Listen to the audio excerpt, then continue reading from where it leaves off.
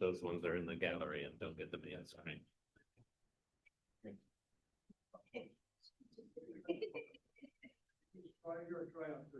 Oh, my son's done, so I don't.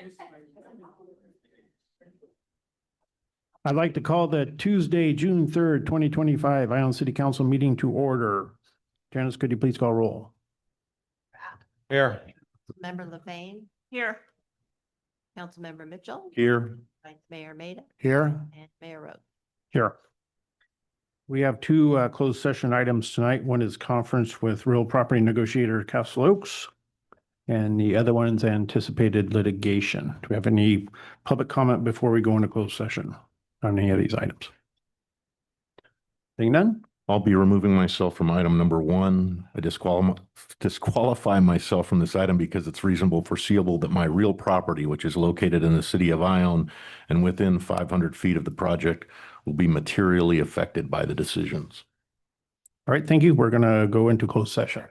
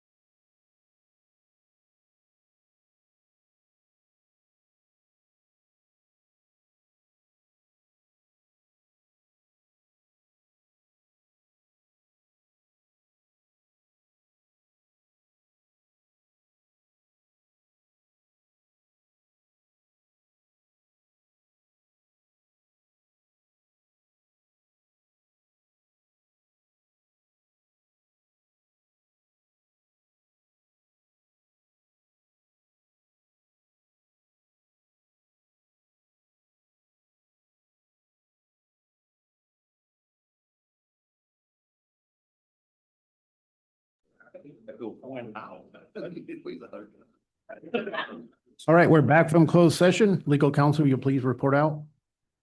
Real property negotiations. I know the city is excited to have Sierra Golf Management here to present their proposal or introduce themselves to the public and the council this evening.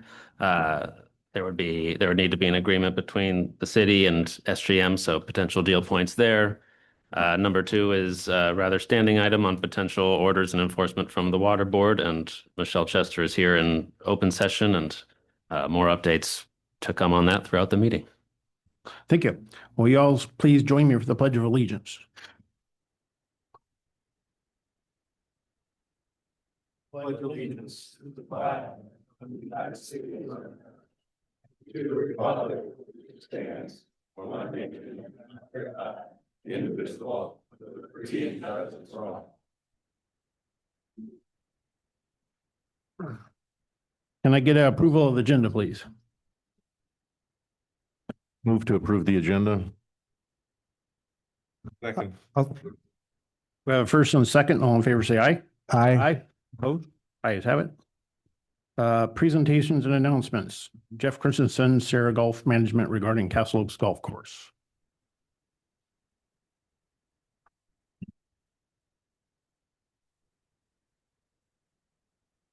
Thank you. Nice full house tonight.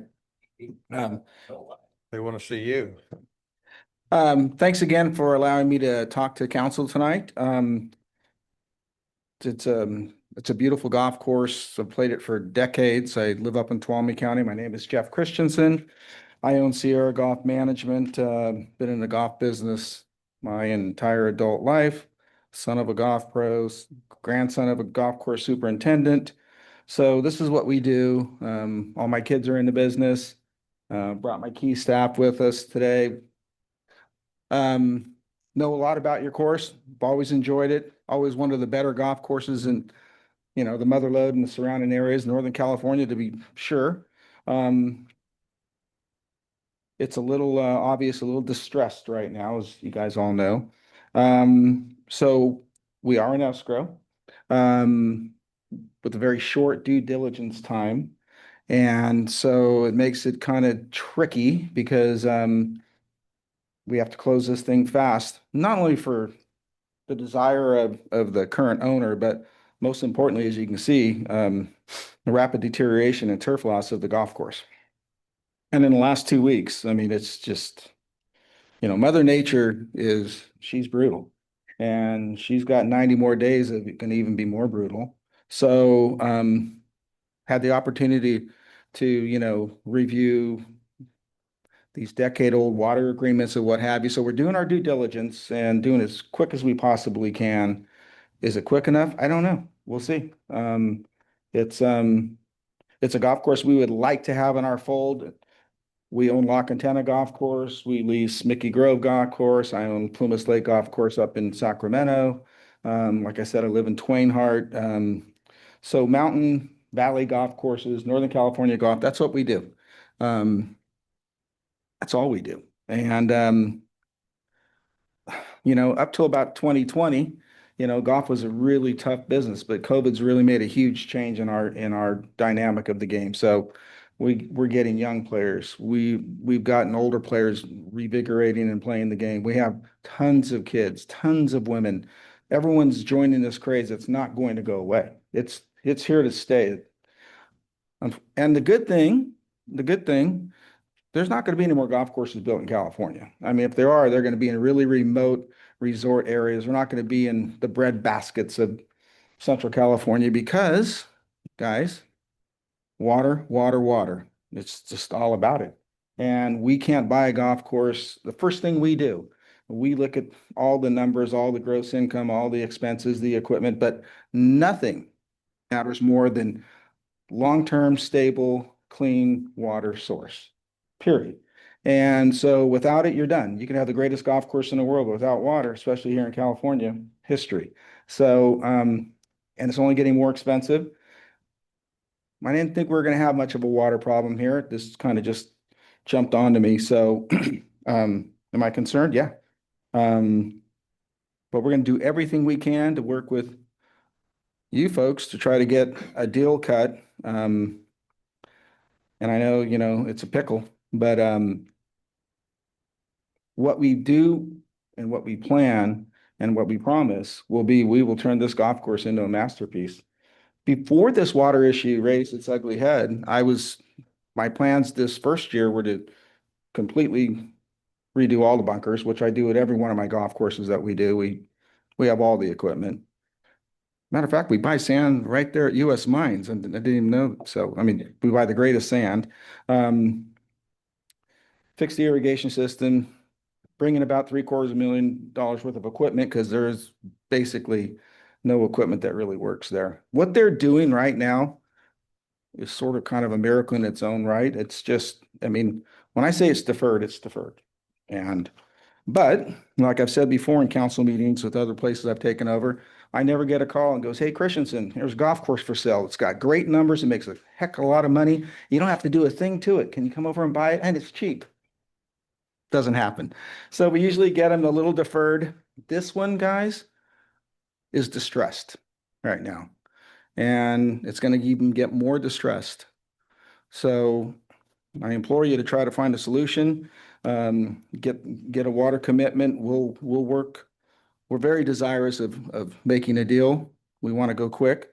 Every day that we're open, though, on this golf course, and presenting that golf course in a condition that's in it getting only worse, is truly like trying to sell spoiled milk. And I don't know the last time you ever tried to buy spoiled milk in the market.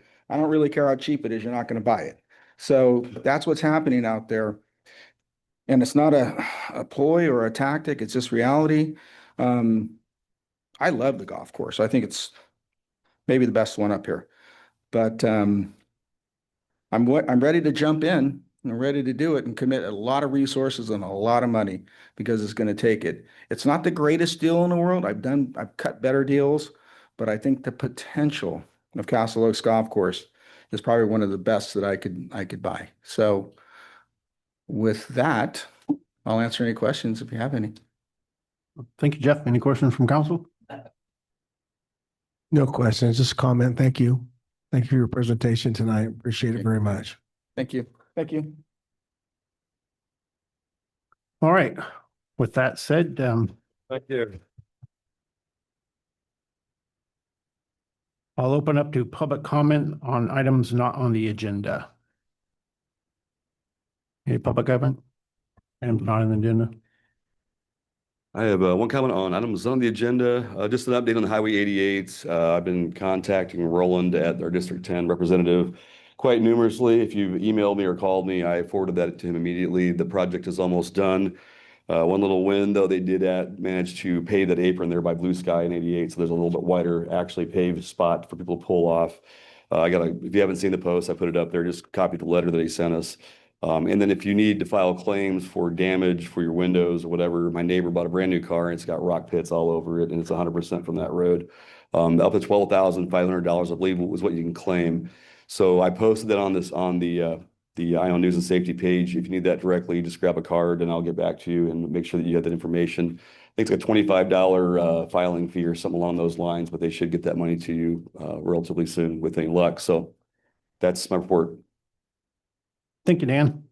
Any other public comment? Go ahead.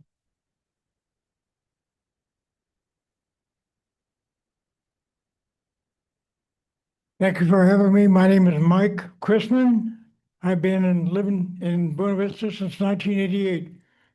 And I'm here to propose and give information on what I call the Ione Seniors Service Club.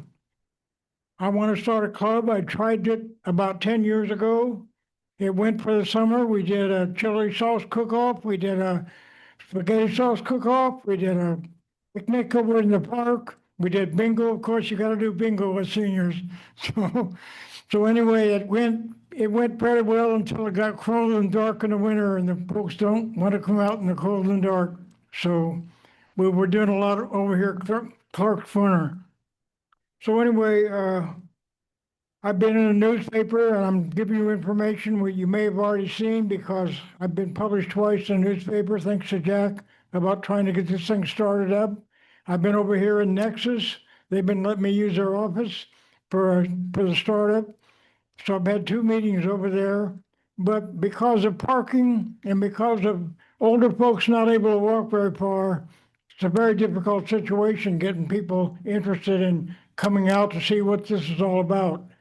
So if you read the newspaper, it says, I have to put my glasses on first, senior information, activities, board and card games, lectures on health, safety issues for seniors, potlucks, day trips, games and social events. Join the Ione Senior Service Club. So that's kind of the gist of what I'm proposing. And it's not really proposing, it's giving you information. One of the things I hope to do is not have any collection of money. I want whatever comes in benefits or whatever comes in to go right to Jack McGee or whoever's putting on the entertainment, whoever's renting the services of the hall or whatever, so that the money trades right across. So I don't want a 501c3 or any of that business. I just want to have seniors have fun and have seniors have something to do. Why seniors? 10 years ago, right now, seniors are a lot more numerous than Ione. We know that. They're a lot smarter, they're a lot healthier, they're a lot more looking for stuff to do. So why not try to find something that can work for helping them entertain themselves and have fellowship with each other and so on and so forth. So I think it's probably about the length of my time. I've got business cards here. I was the chaplain of the BFW for 15 years. So I got a lot of entanglement with the military and the BFW and so forth, because I did that. I leave with knowing that I was president of USA. And I own California. Utility Support Associates. I had a consulting company here for a number of years, nuclear plant consulting. So I was president of USA and I own California. Put that in your head. Thank you. Thank you, Mr. Chrisman. I'll leave these. I have surveys. I've done surveys and I tend to find out what the seniors really want to do. What can we do for them? Fill out a survey and let's get some numbers on what folks wants to do. I'll leave them out there. Grab one, come out. So we are attempting to do a needs analysis to attempt to find out what are the needs of the seniors, what can we do to help those needs, and how can this work? So we need a committee. We need to get underway with how to do this. Thank you very much. Thank you. Thank you.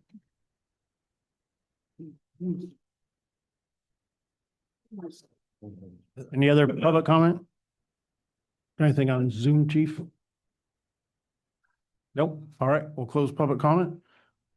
Moving on to the consent calendar. Can I get a motion to approve the consent calendar? I would like to pull the warrants for discussion and the minutes. I'd like to hold the minutes. We have a motion to pull the minutes and the warrants. We don't need a motion, do Second. we? We have a second.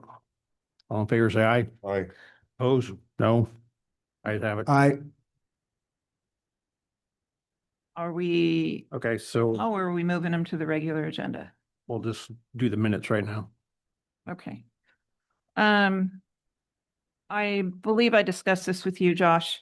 The inconsistency in public comment, narrative being put in, where it usually has never appeared. Some items are left out. And you mentioned the option of making our minutes action only. Meaning the only thing that are on the minutes are things that we take action on. And that would not get rid of public comment, but it would eliminate all of the narrative that seems to be going in with the motions, correct? The council could set some parameters, but very, very brief votes, agenda items, key points only. Right. Yeah. Right. Uh, I mean, as an example, on April 1st, approval of the agenda has an extra paragraph, and then you move to item 2, under regular agenda, and there's a whole paragraph, but it doesn't say who said it. It's just a narrative on the item. If So- if the council is interested, we could put an item on the future agenda for change policy to action minutes and give you some more information. Yeah, I mean. Yeah. That way you don't have opinions and narratives, and you just have the actual public document and action taken. Okay. Did you do the minutes of the warrants, Dominic? I just got a quick one on the minutes. I'd like to ask exactly what Councilmember LaFane, what part she's talking about, so I can read it, please. Generally, if you look at the minutes, there's maybe more in-depth explanations of each item and comments given by public and council members. It would be a change in the style of the minutes to really just report the actions or direction taken without so much detail of the content of every comment and opinion made. Okay. Councilmember Allen, did you have something on that? Yeah, Mike, I'd just like to add to so the meeting of April 24th was a special meeting. And on there, it's got absent Dominic Atlan, Allison LaFane. I want to explain, and I'd like this to be added to these minutes, that this was a special meeting that was called without any not notice, but the council wasn't polled. So all of a sudden, a special meeting show up here on the 24th at this time. I responded by saying I couldn't make it and didn't matter. It went ahead anyway. And of course, I wasn't here, and then I'm marked down as absent. I don't know what Councilperson LaFane's situation was, but when you just look at this, it looks like I didn't bother to show up. So I would like it reflected in here that this was a special meeting, that nobody had any input on when the meeting was other than whoever called the meeting. So, which I don't think is right. And I've complained about that over and over. So just like that, to reflect that in the minutes of the April 24th. I wasn't absent because I was absent. I was absent because I couldn't make the meeting and told staff that. So All right, any that's all I other, have on that. other comments on the minutes? That's it. We have to open this up to public comment because it was pulled Yeah, do you want to do the warrants as well and take public comment all at on both. once? Yeah. Okay, go ahead on the warrants. So we've moved these to the regular agenda. You don't take public comment on consent items. Yeah, you do. Think of it as You do take public comment on consent items. Oh, we've never done that in the past. No, typically there's not too many. Yeah, because usually they just go right through.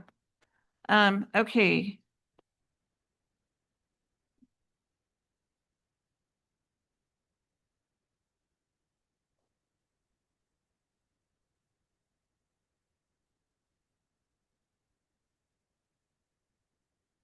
Page 3, truck rental. I guess that's Hirsch. $5,600 for a truck rental?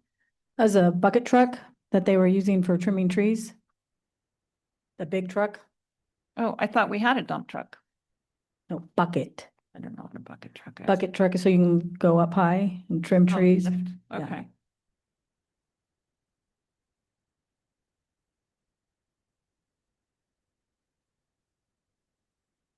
Originally, they were gonna have it for, they were looking at doing it longer, but they were able to condense it so they didn't have to pay as much money to get all the work done. Okay. Telstar Instruments. We've paid them almost $100,000 since November. They're the programmers, correct, out at the wastewater treatment? Yeah, Plan? they've been working on the upgrades and also they come out on calls. So Right. this last one had, Oh, and- I'm not questioning that. I'm just, in April 1st, I think it was, we paid Waterstone $191,000 for the SCADA and for computer upgrades. In their presentation, they said that that included some programming. And then I see a $22,000 bill coming in from Telstar. So my So- question is, are we getting double billed for program? I mean, obviously Waterstone's not a programmer.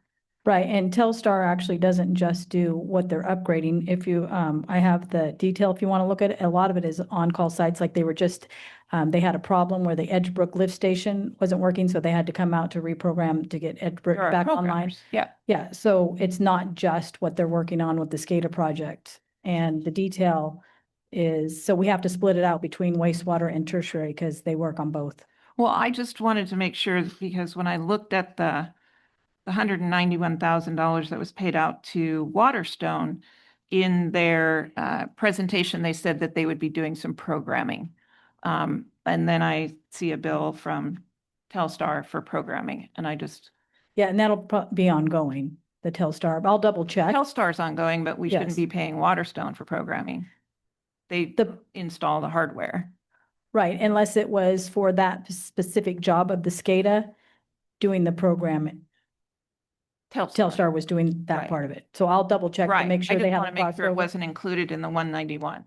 Right, and I'll double check that. Okay. And then the last one was,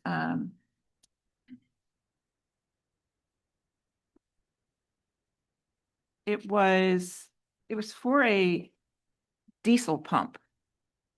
For a rental of a diesel pump, the first charge came up on May 6th. I wasn't here. It was close to $13,000. And then, it's to Pack Machine Inc. This one comes to $16,000. We have a diesel pump. Are you on this warrants list? Yep. Page 9. But they were also on, I think it was May 1st for like 13,000. And I'm just curious why we're renting a diesel pump, because I thought we had a pretty nice one. Page 9. 9 on the on this list? Yeah, 525.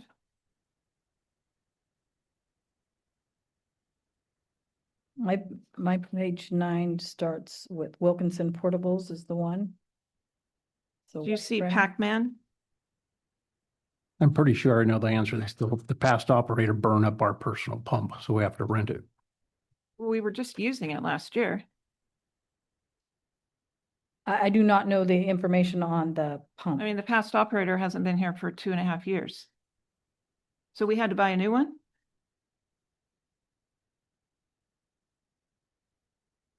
So nobody knows why we've paid almost $50,000. We weren't, the other one broke, so we're renting it. It broke. Yes, It was brand new. it's not working. The one that the city had in its possession no longer works, so we had to rent one. They ran it out of oil. Oh my God. So we have another tractor situation where nobody put oil in the machine and the city lost another $50,000. Okay.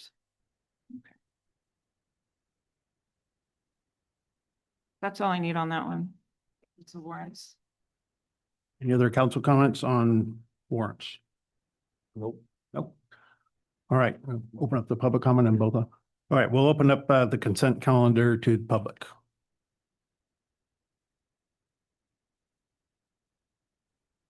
Anyone on Zoom? Okay, we'll close. Questions about Mr. Christensen and his presentation? This is consent count. Yes, we can. Yes, you missed it. There are some items on the regular agenda that would be relevant. There's some coming up. Sure. Are you speaking, Larry? Yeah. Oh, okay. I would, Larry Caputo, 707 Shakley Lane. Thank you for the opportunity, council members. I would add to the consent calendar, I'm not going to read the whole sentence, but the part related to the discussion and possible action made as part of the regular agenda for council members should include and/or the public.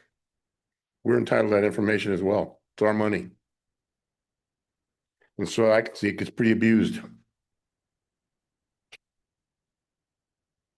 Thank you, Larry. Thank you. All right, we'll close public comment. Make a motion to approve the consent, the minutes in the warrants. I'll make a motion to approve the consent calendar. I'll second. First and second, all in favor, say aye. Aye. Aye. Opposed? Ayes have it. All right, moving on to the regular agenda. First item, update regarding tertiary planned capital improvements and water supply to Castle Oaks Golf Course. Justin, It's Justin. come on down. Yeah. Welcome. See you. Thanks for the welcoming, George. I appreciate it. Yeah, I'm going to talk tonight about the tertiary plant. The PLC that we're installing next week. That money, Councilmember LaFane, was from the Title 22. That was for programming new alarms to become compliant. That is why Telstar spent so much time at the plant over the winter preparing for that tracer study and preparing for the Title 22 to be completed. Yeah, we inherited some broken green pump that was ran out of oil. It cost $25,000 to repair it, and we had to rent pumps because of the tracer study. The only one I have there, we do have a pump there, but it only pumps 500 gallons a minute. So it wasn't able to keep up with the 1,000,000 gallons for the tracer study. We continue to make progress at the tertiary treatment plant. Once the state approves our Title 22 permit, and just like I was telling the golf course fellows back there before they left, everything's done. It's on their desk over there. And, you know, I guess we're waiting for somebody in a cubicle to put a stamp on it and to say yes. But the city has done what they had to do this last year. The plant will be ready to treat water using our newly installed equipment and alarm systems, which were required for compliance. Next week, we'll be powering up our new programmable logic controller. This system will modernize communication and control across our entire wastewater infrastructure throughout the city. The one we have right now, as I mentioned in the past, is 30 years old. So just the little PLC box alone was 90 grand. So just to give a little explanation on the $191,000 bill. And again, that puts you at 50% completion of a SCADA upgrade, as opposed to the 1.2 million you were quoted in the past. Since we're currently not treating water at the tertiary facility, we're taking advantage of the downtime to complete improvements that would normally impact daily operations. One major development is at the well currently supplying water to the golf course. We have a well in the back of the pond plant. That is what we tapped into back there, and that's what's currently sending the water over to the golf course. Installing a 700-foot pipeline at the tertiary site that will intercept incoming well water and bypass the plant's conveyance equipment. That's the tertiary plant. So right now we're using the tertiary plant as a means of conveyance. I'm going to tee in at the bottom and put a PVC throughout the plant. So that way we're not, I guess I'm going to talk about that in a minute, not losing water. The well water is already of excellent quality and doesn't require treatment. This bypass will allow us to increase flow efficiency, delivering an additional 50,000 gallons per day directly to the golf course. As it stands, we're sending 400,000 gallons a day, Monday through Friday, and scaling back to 200,000 gallons on the weekend to allow the well to recharge. Mike Lawman, the head groundskeeper for Castle Oaks Golf Course, provided me irrigation totals for the month of May. I'm happy to report they match up with our output. Since we began this project May 7th, we delivered 5.8 million gallons to the golf course, and he's used 5 million and some change. Now that I've had a month to monitor that well, I believe we can safely increase our output by a few million more gallons, assuming the well continues to recharge as expected. I'm going to hand these to George. I'm going to give your golf course fellas, I gave them my information. I'm going to give them last year's records of irrigation use to kind of put their minds at ease about things and show how much we can supply that golf course with. These are, you know, unfortunate circumstances at the moment, but I assured them that this situation we're in will only keep providing water in unforeseen predicaments in the future, like if ARSA were to run out.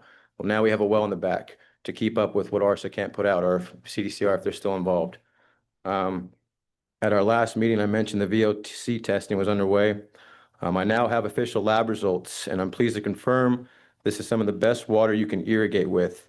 I'll be handing these results over to the city manager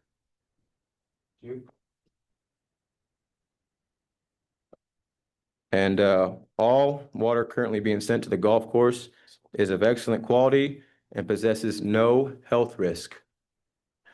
Thank you, and I look forward to keeping you updated next time. Any questions for me?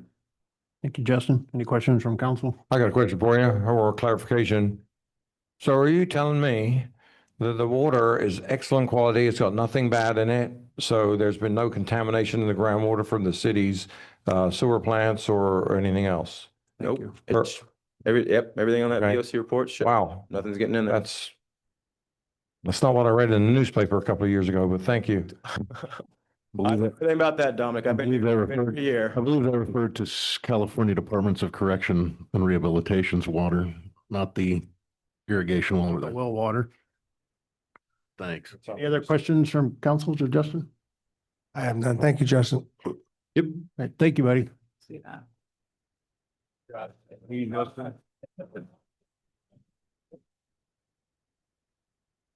Yeah, we take public comment or no? Okay, any public comment on item 1?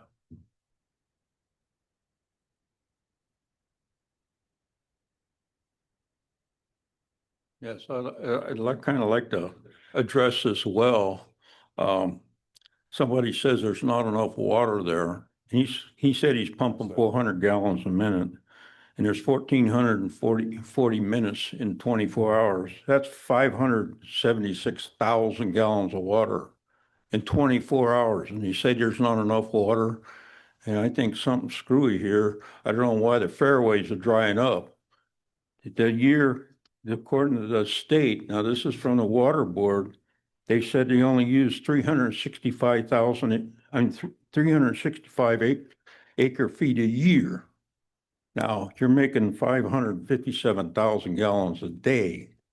That's more than enough water to water their fairways. I think there's something going on here. Somebody's trying to get us to take CDC's water. I really believe that. And if you look at the supervisors, what they just passed, I think you'll find out I'm correct. Thank you. Any other public comment? Anyone on Zoom, chief? Nope. Close public comment. All right, moving on to item 2, update on orders from Regional Water Board and Title 22 wastewater report. Michelle, got her on Zoom. She's on Zoom. Thank you. Can you hear me? Go ahead, Michelle. Great. Okay. Well, my name's Michelle Chester. I'm with Somex Simmons and Dunn. I serve as special counsel to the city on matters related to wastewater. I am involved in the continuing coordination with the regional board and the state water board regarding regulation of the tertiary treatment facility. I'm in regular contact with city staff and consultants, including Justin, regarding both responses to and outreach to the regional board and state water board representatives. At this time, the Title 22 engineering report that ION prepared for the tertiary facility is with the State Water Board Division of Drinking Water. I understand that the regional board representatives are coordinating with the division regarding timing of their review. So I hope to have updates soon on the status of that review.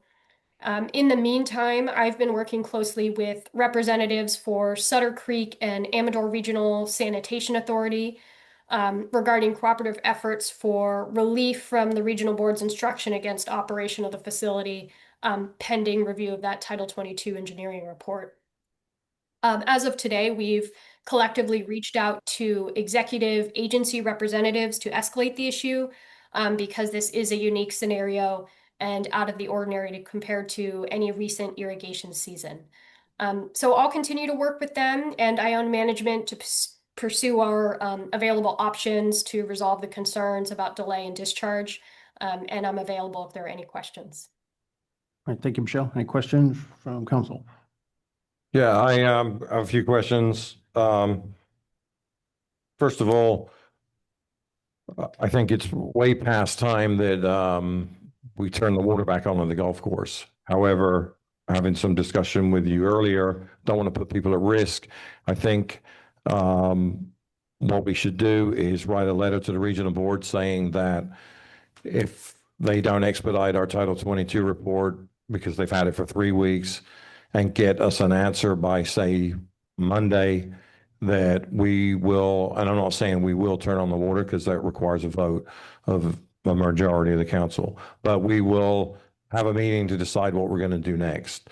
I'm trying not to make the regional board mad. However, the regional board were the ones that had the Title 22 report for 23 years and didn't sign off on it.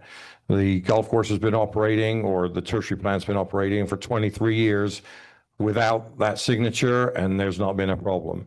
The tertiary plant's never been in violation. All of the past history with the city of Ione is over secondary. So I think they're being punitive. I think they have overreach here by turning the water off and damaging the golf course. We have some more issues. We've got 2 dams that are full that will spill in the wintertime and wipe out half of Castle Oaks if they aren't drawn down. So that's a concern. I believe that letter went out today to the regional board. We also have a lot of damage at the golf course, probably a couple $100,000. And then we just had a presentation from someone that's really concerned about, is he going to have water for a golf course that he buys? Meaning that if he doesn't soon, then he's going to bail. So I think with all of those things, I think it's urgent that we send a letter. And personally, I'd like to vote tonight on it, but I don't think it would pass. So tonight, but I hope by next week that we are showing respect to the regional board. We're giving them a heads up that maybe we can come back for a special meeting. If they haven't, all they have to do is read that report and sign off on it. That's it. You know, that's the violation here. So it isn't like we didn't submit the report. You know, it's submitted, you know, so who knows how many more weeks it's going to take. We've got 3 days of 97 degrees coming up. And if you live on the course or play golf out there, you will see that those 103 days totally destroyed what was left of, you know, anything that was growing. The well, I appreciate everything everyone's done on the well. The well, I don't know why our speaker would say that they're holding back water, sending water from the well. The well puts out, we just got the figures right here. There's some days that only put out 70,000 gallons. It needs 800,000 gallons every single day to irrigate the golf course. I believe what they're doing is the greens and the surrounds.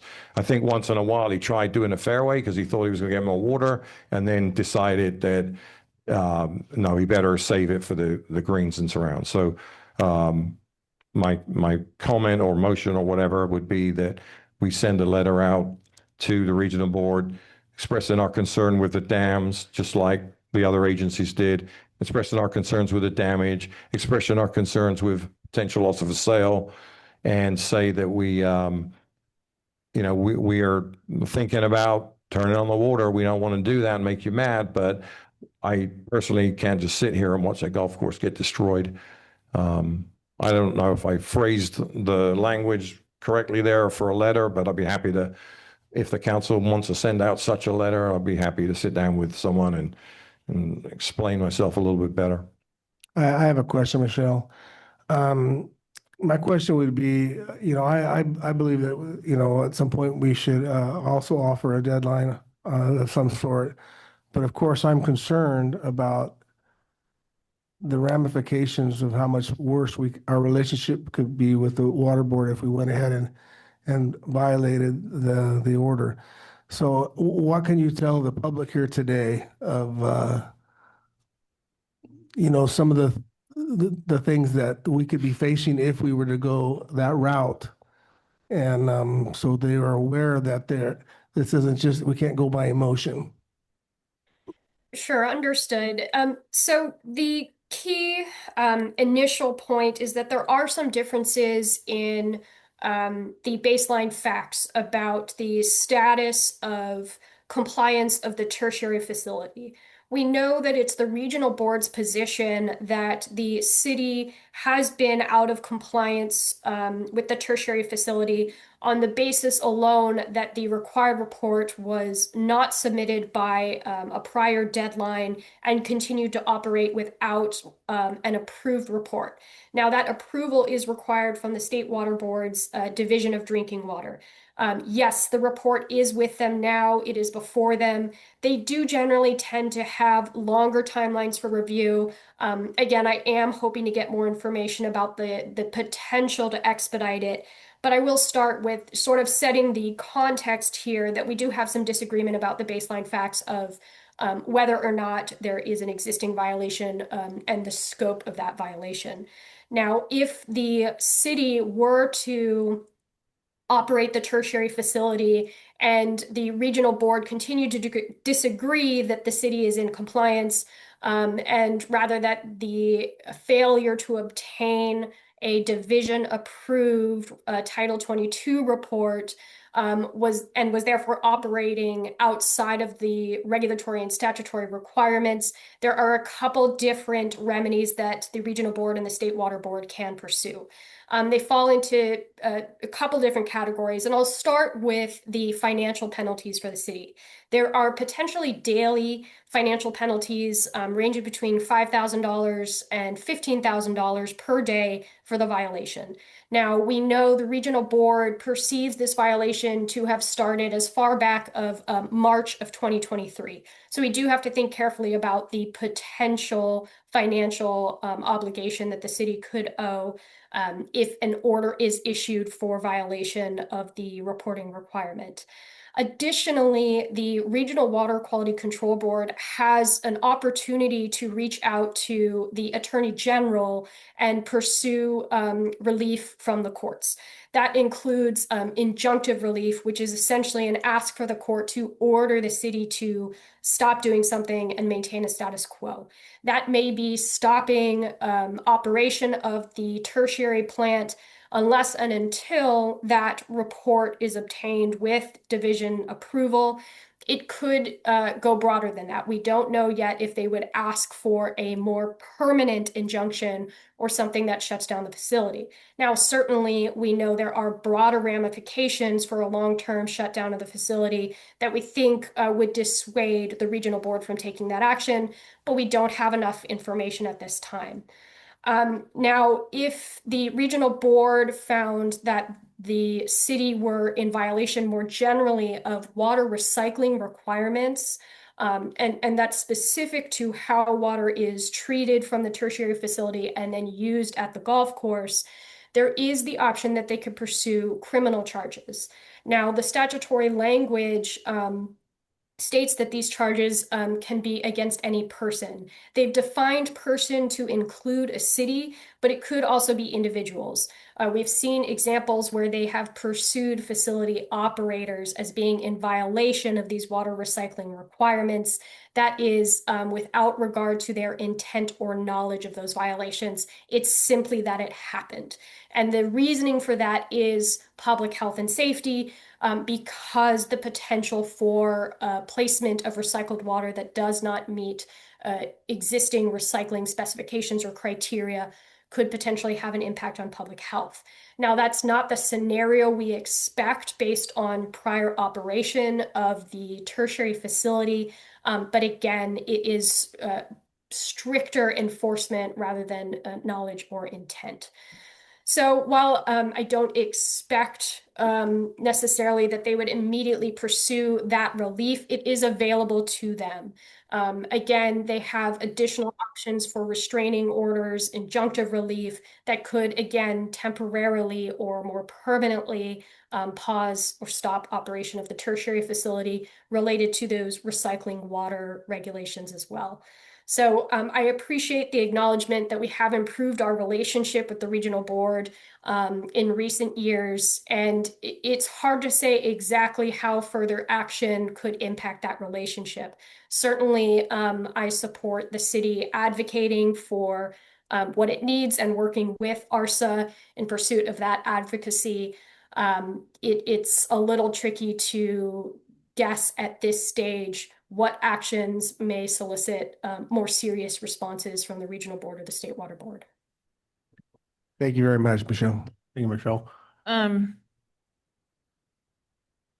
That's sort of the worst case scenario, right, Michelle?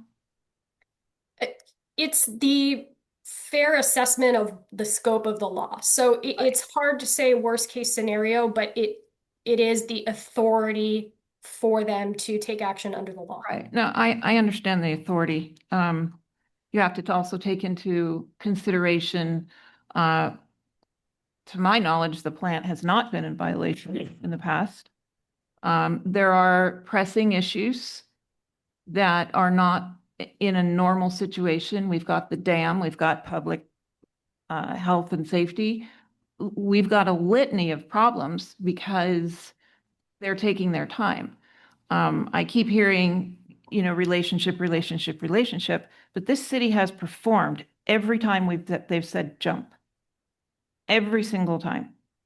And so I'm close to the mindset of Councilman Atlan of saying, listen, we've played ball at the expense of the city. We have done everything you've asked, and provide us an explanation as to why you're treating this as every other Title 22. And I also understand that we had some people in the audience reach out to get it prioritized by, I think his name was JJ Baum. So while I appreciate and understand, you providing that, at some point, this is, damned if we do, damned if we don't. And I'd rather damned if we do, if we can save any part of that golf course. That's just where I'm at with this entire thing. We've been sitting on this for so long and very, very patient with the water board.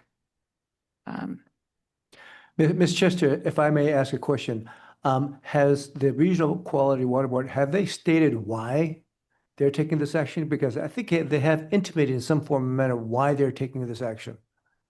So what we know from previous correspondence is concerns over a history from Ione of lack of compliance with regulatory requirements. So it is not necessarily a reflection of recent action, but the Regional Water Quality Control Board has discretion as to when to pursue enforcement actions, and this is a reflection of that discretion. Now, the information we have is they are willing to cooperate with us, work with us, and we have taken that opportunity and pursued it. But it is really a matter of, as I understand it, ensuring that action is occurring now as opposed to previously when there was either intentional or not some delay in compliance. And we know some of the delay has been really related to technical feasibility, needing equipment and timing to prepare and complete certain reporting requirements and testing requirements. There may have been a lack of communication in the past about extensions of those timelines, and it has built up to this stage. So it is, I think, from my understanding, less of a reflection of punishment of recent actions and more of a reflection of ensuring that progress continues. Certainly, we've been responsive in the last couple of months.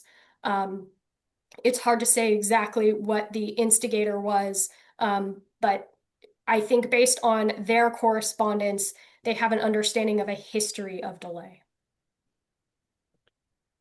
That's really unfortunate because I think that the point has been made to the board on several occasions that, hey, the city of Ione and all the members of the community have done everything humanly possible to appease them. And so, they still won't show us any grace or courtesy. Right. Is that obvious? It's hard to say specifically. The law is pretty clear on what reporting requirements are necessary for compliant operation. And we know and have conceded that at a point in time, the tertiary facility did not have that report. It has now been submitted, and we expect and hope that that report complies and meets that requirement so that we can continue operation, or excuse me, the city can continue operation of the facility in compliance moving forward. The issue is in some part about the capacity of State Water Board staff. We know from other examples that it can take months for the Division of Drinking Water to respond or to complete the review. That is the key point in coordination with the State Water Board in ensuring that they understand that the Mule Creek watershed really doesn't have months for that leeway really in the irrigation season versus wetter months. But from everything that we know, you have sent another letter to a higher executive level from ARSA as well as Cedar Creek. Yes, precisely because we understand that the regional board is acting under their discretionary authority. We've reached out to higher levels of both regional water board and state water board staff to see if they can take a step back from the continuation of the enforcement type action or direction that we received from the regional water board, even though we don't have an order, and instead refocus on some of the bigger issues which we see as more pressing. That includes the dam safety, that includes storage, and that includes the need for irrigation for the water course and its financial survival. So we've raised all of those issues for higher ups to see if there is someone at a higher policy level who can be responsive to the concerns of both Ione and ARSA and Sutter Creek. When was that sent to the higher? Today? Any other comments, Mr. Mitchell? I'd just like to say, for 10 years, we've been under a cease and desist order, and I think 6 years on a cleanup and abatement order for dumping 40,000 tons of sewage on the ground. So we don't exactly have a clean record with the Regional Water Board. With that said, in the meantime, I think we could easily at least double the production of that well. That well is not a drilled well, it's a sump well. And it's only about, I think, about 15 feet deep. And it's a 12-inch pump that can physically do about 2,000 gallons a minute. Right now, there's part of it that's being ran on a 4-inch fire hose, which is restricting the flow. If we actually put into some bigger pipe, we get an excavator in there and clean up the sump well and open it up, we can probably double the production on it, and there's no loss there. The Regional Water Board is one of the departments that wanted us to use this water. So in the meantime, I think we should maybe focus on doing some work to get out there and clean up that sump and get some more water coming. I think like Mr. Granado said earlier, he's developing a pipeline directly from the well, bypassing the tertiary plant directly to. Right. I think they'll get us another 50,000 gallons, but these guys need a couple 100,000 gallons more, and we could probably double it. So maybe you can talk to Justin and Zach about that. Council has given me direction on the well, so. Well, this is a discussion item. Go ahead, Don. To work on doubling or even tripling the production of the well. I thought we gave that direction earlier today. We did. You did. Yeah. I just, okay. Real quick, yes, we've been under seasons as this since 2001, just so everybody knows. And for 12 years, the city didn't, I'm not going to say they didn't do anything. They went around in circles. Which is going to be the better plan? What can we afford? But net results of the regional board is the city didn't do anything. Since probably 2014, since they did the retrofit of the secondary plant, they've been doing a lot of stuff. I mean, we spent $6 million on the secondary plant. I mean, since 2014, we've been doing a lot. Yeah, there was a sludge dumped on not on a membrane. That was stupid. I mean, no doubt about that. But that wasn't the city council's fault, and it sure wasn't the golf course's fault. Okay, so for the regional board to be, like I said, they're being punitive.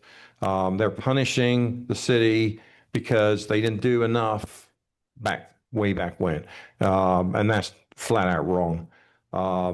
So again, hopefully we agree on sending a letter saying that we're just about out of. We're going to send it nicely because I don't want to make them mad, and they shut something else off. But we need to send a letter saying, hey, our golf course is going away and the dams are going to spill, and we would like a response on our Title 22 report, like first thing Monday morning, or we're going to have another meeting, and some of that discussion will entail, unfortunately, probably going to make you mad. So we'll just leave it at that. You have to make a. All right. Any other council comments? Okay, we'll open up to public comment. Any public comment on this? Yeah, sure. A couple things. Want to thank Councilman Atlin and our Mr. Lee here for thanking the board for drafting that letter. We drafted a letter. We actually, with the help of the city of Ione and ARSA in particular, they sent us down the verbiage they wanted us to put in that, and that's what we included. We also sent a copy of that to the dam safety. I said that out loud in the office. Thought I was saying something else. I'm like, no, it's the place. Dam safety is a place. And we were concerned with at ARSA is that that dam could potentially fail. We're trying to fix the bottom. It's been on the list for, I don't know, 10 years, whatever it is, but we are working towards that. Trying to get that water out. That's the thing is Councilman Atlin references that the ARSA system has to get that water out before the end of the year. And we've already lost a month and a half or two, and it's just backing up farther. At some point it's going to overflow. And I don't know if anybody's into, the lawsuits or whatever, but I mean, it's got to go somewhere, but somebody's going to be in trouble. That's the problem. I contacted Senator Gill, Alberto Gill, and again, we're in talks with Cooper Condon, who is the representative for Assemblyman Flores, and he is actually setting up a meeting with the interested parties with a higher level person there at regional, and that we're hoping to get that. That was something that they called me up this afternoon in response to some inquiry I was been doing. And so hopefully with that, we might be able to get a little bit of push down there. I talked to him on the side, and he said that somebody down in his office knows somebody down there. So we're hoping we can put a little bit of force on them to move. I mean, some of the bigger issues I don't think they're considering is a fire danger. I mean, that's a high density residential area. It's drying up by the day. There's not enough weed eaters and mowers to take care of that problem. I mean, if that part of the city should catch on fire, God forbid, but I mean, whose fault's that going to be? I mean, that's a major issue. I'm on the groundwater management board. We talked about that a while back. We're taking the water out of the ground for that. To me, it seems counterproductive. There, one group wants us to put water in the ground, and one group would tell us to take it out. I mean, it's just craziness. And then I've been in contact with Tom Du Bois, the manager down there in Sutter Creek, and we discussed declaring a state of emergency because we're there right now. I think we're there probably a week or two ago. I mean, we're already at the point that just by the calendar, I don't think that ARSA is going to be able to get all the water out that they need to. Just doing the math on the golf course is drying up, and dead grass does not take up a lot of water. So we're already in that pinch. I mean, we're not. I think ARSA is I think our groups are as happy as they have been as far as working together. I think that continues to be the intention, but ARSA has their problems, and the county's here to help do whatever we can to at least be some more force to move that argument down the line. Hopefully get some relief here very soon. We're hoping that either end of this week or early next week, that meeting will happen and we can actually put some pressure from all over. And I would suggest that you write your senator, write your assemblyman, and beg them to do something, because the more voices they hear, the more that they'll do. And that's just more force to get things done, because they do listen to people. And I just encourage you to write them. If you need any information, contact, or otherwise, please feel free to reach out. Thank you. Thank you, Dan. Any other public comment?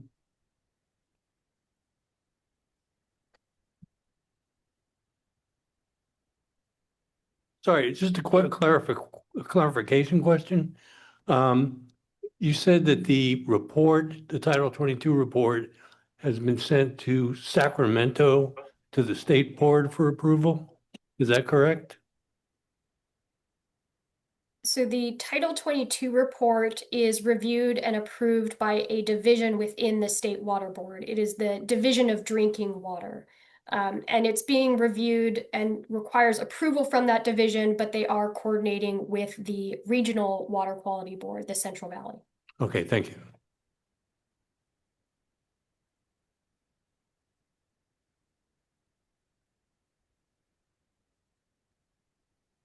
I really don't have any problem taking ARSA's water. I know they're in trouble up there. I have no problem with that. But CDC's water, we have no facility to do their industrial waste.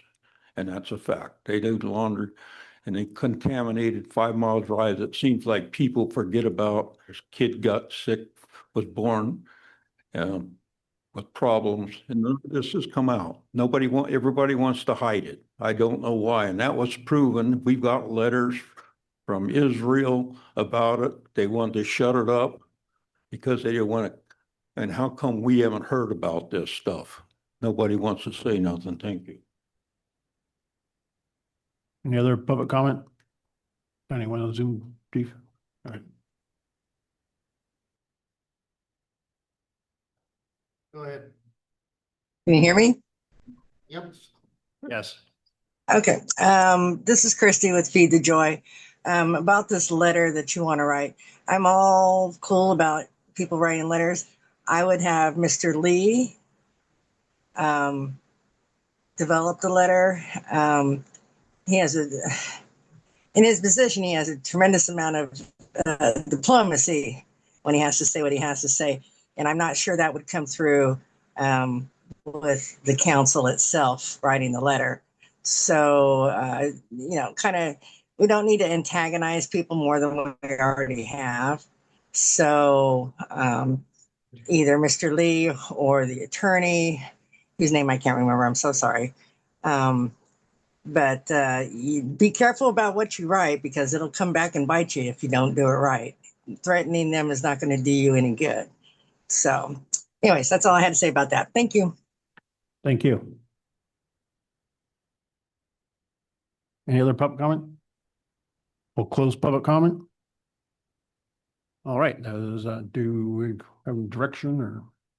No way. I think the city manager has direction on the well, and we can get the council back here if there's an urgent need to get a letter going and we need approval from the council. Okay. All right, thank you. All right, moving on to item 3, update on city management of Castle Oaks Golf Course and expenditures. Andrea Bottom.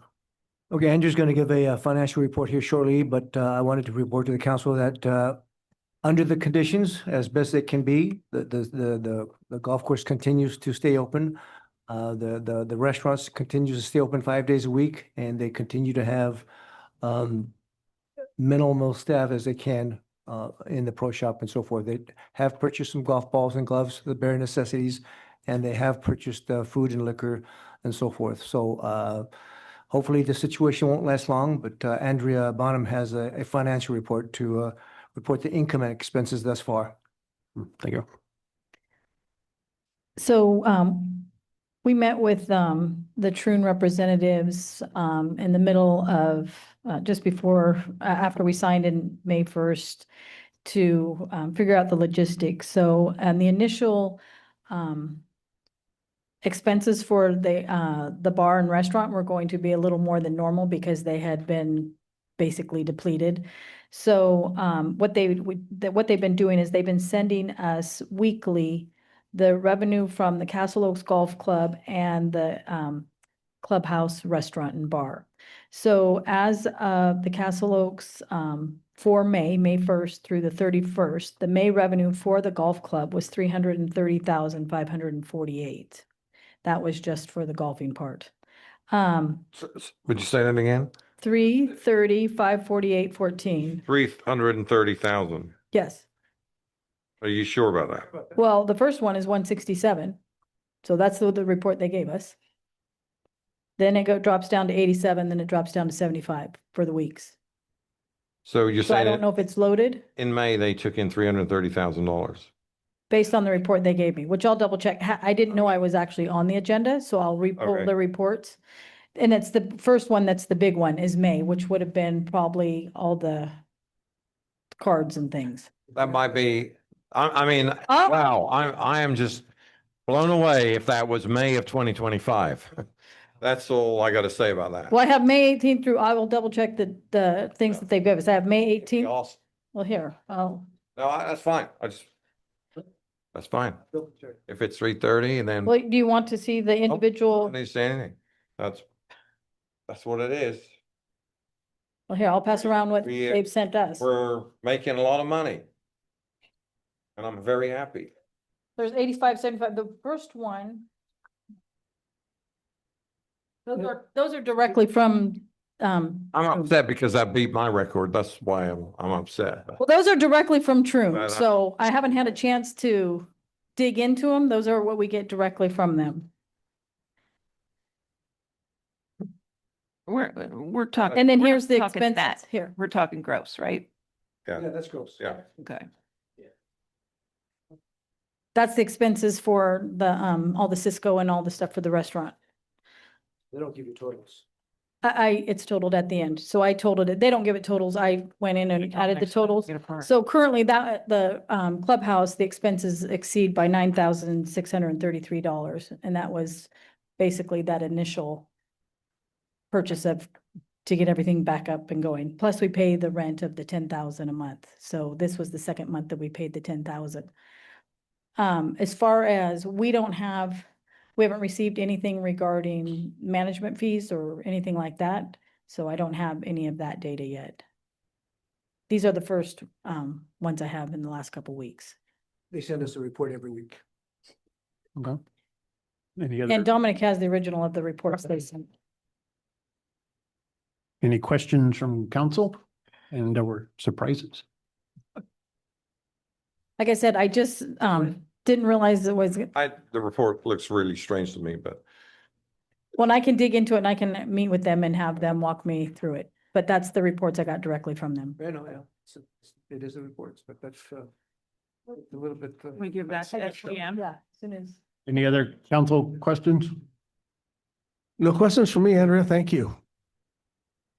Other questions from council? We'll open it for public. We're gonna for open, that, as soon as they ask the questions. we all good? I'm good. Okay, well, thank you very much. That's great news. okay, we'll open it up to public comment. Yeah, I was just wondering if a balance sheet was received as well. And purchases should show up as an asset if they haven't been spent yet. So it really shouldn't show up as an expense. So, there's some question about that you wouldn't know unless you had a balance sheet as well as an income statement. Thanks. We don't get a balance sheet.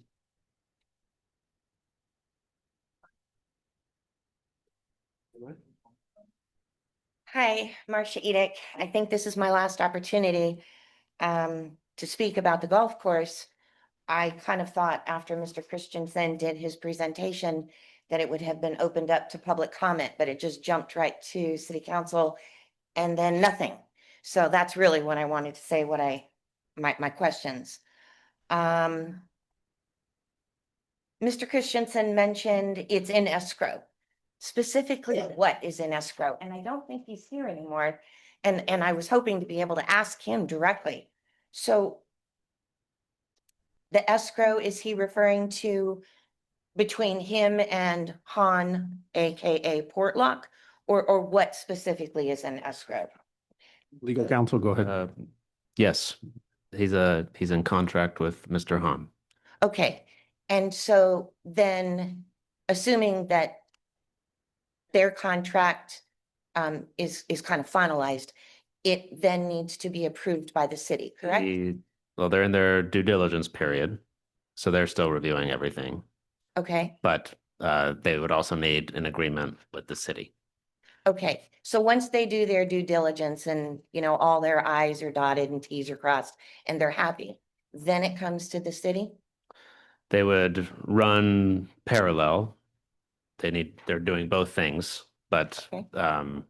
they're still doing their review of if they're gonna stay in or stay out, and they're talking with the city simultaneously. Okay. I have a suggestion on getting outside folks involved in this decision-making process on whether to accept SG's or this arrangement. And I say that maybe to eliminate any skepticism or potential criticism of city council members. And who is more really interested? And Mr. Mitchell, I'm not picking on you, but I know that you've recused yourself. And so obviously when it comes to the decision-making process, it's going to be 4 of you, not 5, right? So how about getting homeowners, volunteers who live in Castle Oaks to form a committee, however many people, and have them be appointed by city council, of course, to review the contract and see, just to eliminate any potential criticism of city council members. You've got an independent panel looking and outside people with fresh eyes. Just a suggestion. Last thing that I wanted to mention, because I didn't really understand. Mr. Christensen seemed to stress somewhat of an urgency in getting this deal finalized in relation to, you know, the water situation, you know, their deal, escrow, closing, finalizing with the city. But how does that relate to fixing the lack of irrigation? I missed that link. So was I reading too much into it, or he wants to get the deal done, and it's better sooner now than later. It's distressed and it's not going to get better. But the water situation isn't going to get better unless the state gets off their rear end and signs off on our Title 22. And how does that have any bearing on this deal between SG and Port Lock, Han, and the city? And that's all I've got. Oh, no, I'm sorry. I'm sorry. I'm sorry. Your time's up. Go ahead and let her ask. Was that really time up? Anybody Yeah. have a few minutes? This is an important question that I think all of us. Thank you. Pass it on. Just to answer some of your questions, the transaction between SGM and Han, they made themselves. The city was not involved in any shape whatsoever.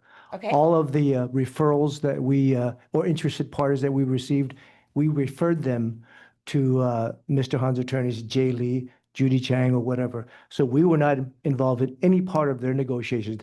They made that deal directly between them. Okay. The city was not involved. The only area that the city becomes involved is in the lease. SGM would like to renegotiate the lease. Okay. Okay, so that's the only part that we decide or renegotiate or negotiate is the leasing part. We have nothing to do with the golf course sale. That has already been done between Han and SGM directly. And so the city has no right to say, The only right that approve or we we have, don't. the only right that we have at this point is to whether decide to renegotiate the lease or not. That's up Okay. that's up to the city. So the city can say yes, It's interesting. no, Thank you. whatever. Okay. Okay? But Okay. So the other important thing that I think we should all ask is the First Amendment to the management agreement notes. The city took over for Han, okay? And so in the agreement, the city was going to cover the termination fees charged by Troon. And it specifically mentioned if the sale occurs before June 30th this year, the city would pay $50,000 to Troon. If it's between June 30th and September 30th, it drops to 25. And if it's after September 30th, it drops to 15. And after December 31st, it's 0. So question is there urgency in making sure that the city ends up having to pay 50,000 as opposed to 25, as opposed to 15? And is the city truly going to have to come up with that amount of money when SG takes over and gets rid of Troon? $50,000 is a lot of money if this closes by the end of this month. Money that the city doesn't have. Thank you. We are Go ahead. we are mindful of those terms. And those numbers are certainly up for negotiation with SGM as they come to the city. the other thing that I might add is that Troon's management agreement with Han extended for an additional year. That's one of the reasons why Troon, was adamant about they have a contract. So the city is as you all remind us every week, every day, for the past month, the city is in a very, very precarious situation. Obviously, the city is very, very motivated to have a win-win scenario. So we have a situation where we're dealing with the Han, the lessee, Troon, the water situation. So I believe the council is doing, I think, a superb job in terms of handling all of these subjects at the same time. Because again, you're dealing with the lessee who sometimes has been reasonable and sometimes has not been reasonable. You're dealing with the public. The public has every right to be very interested in the economic feasibility of what's happening right now.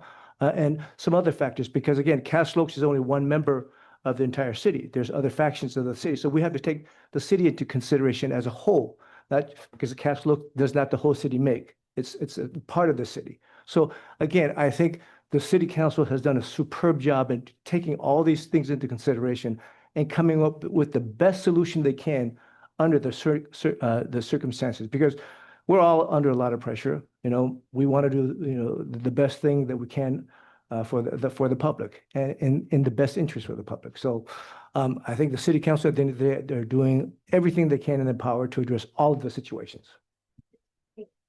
All the more reason. This is public comment. We don't need to be talking back and forth. We'll get someone else up here if anyone wants to talk. Any other public comment?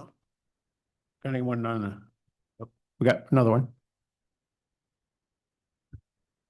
So I guess with those guys coming in real fast and talking about taking over a lease, the way this thing's going to be structured, the city will still own the golf course and everything that goes in it, right?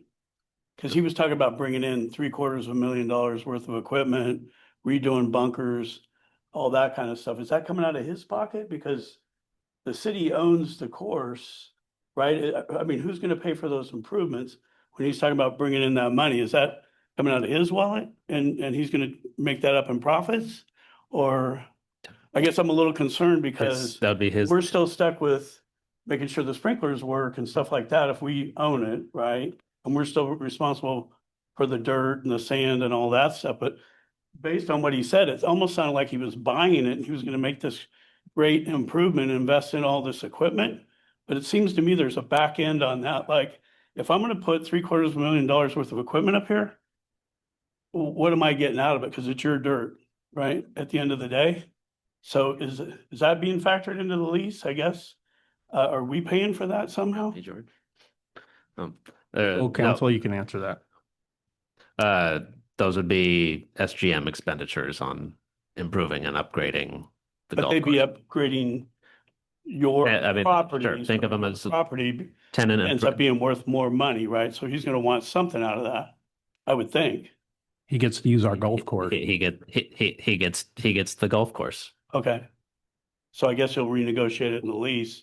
It's got to get factored in there somewhere. The guy's gonna spend that kind of money. He's gonna come back at you with something to try to recoup that money. I don't think it's gonna be the existing Han lease, right? I wouldn't think. You're gonna put in that kind of money and not use existing equipment. Just a thought.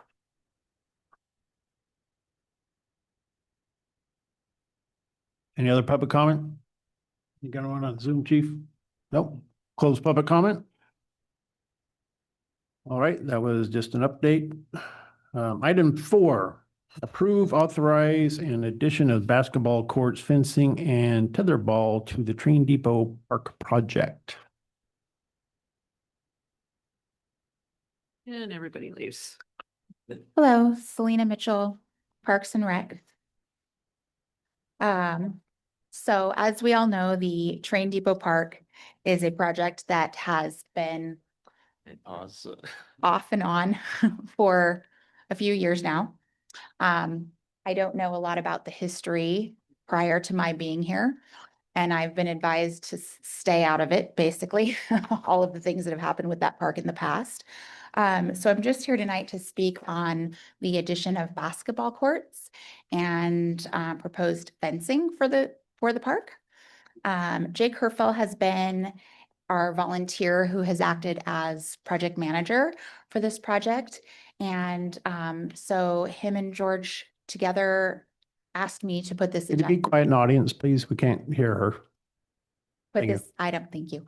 Put this item on the agenda for Parks and Rec, which we did, and we took it to Parks and Rec last week.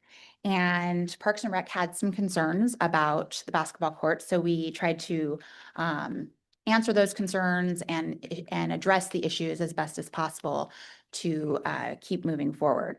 The reason that this project came about was that Mr. Lee was able to secure funding from ACRA, and it's specific funding to be used for basketball and tetherball courts at Train Depot Park, and then another item that we'll be speaking on next. So the plan by Mr. Hertful was to build a basketball court towards the west end of the park, along West Marlette Street. And that would reduce any need for taking out trees or moving drainage or parking. It basically wouldn't impact the existing plan for the park. We would pour a half court. We would add some tetherball in there as well and fence in the basketball court. That was our original plan, as presented to Parks and Rec last week. The commission had a few concerns. One concern being, well, let me back up. One of the neighboring property owners had some issues with that proposed plan, noise and privacy being the two main issues.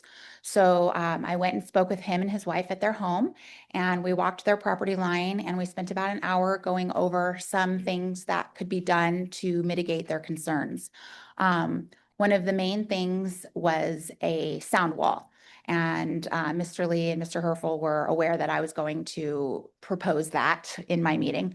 And they seemed very happy with that as a remedy.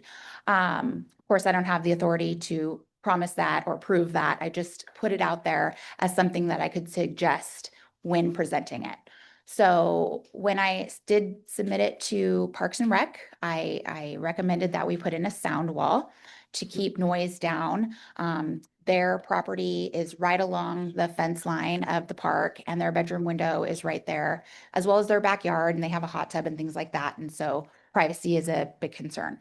The sound wall is an expensive build. It's a $20,000 build. So we would need not only the $50,000 coming from ACRA to build the basketball and the tetherball, but we would also need to put in an additional $15,000 to cover all costs associated with the court, the fencing, and the sound wall.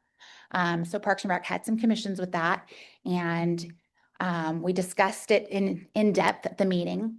And in an effort not to delay the project, they approved the addition of basketball courts with the condition that we had a meeting the following morning on site to go over some of these concerns. So we did meet on site. We walked the premises with Jake. We went over all of the ideas. The two commissioners that were able to attend felt that the sound wall was not only unappealing looking, aesthetically not pleasing, but also a big expense. So they opted for moving the basketball court to the other side of the park, near South Mill Street, which would help reduce noise for that property owner. And instead of fencing in the actual basketball court itself with a chain link fence, they proposed using the black decorative fencing that's already in place on one side around the whole park. So instead of having a chain linked fenced in basketball court, we're now looking at a nice decorative black fenced in park.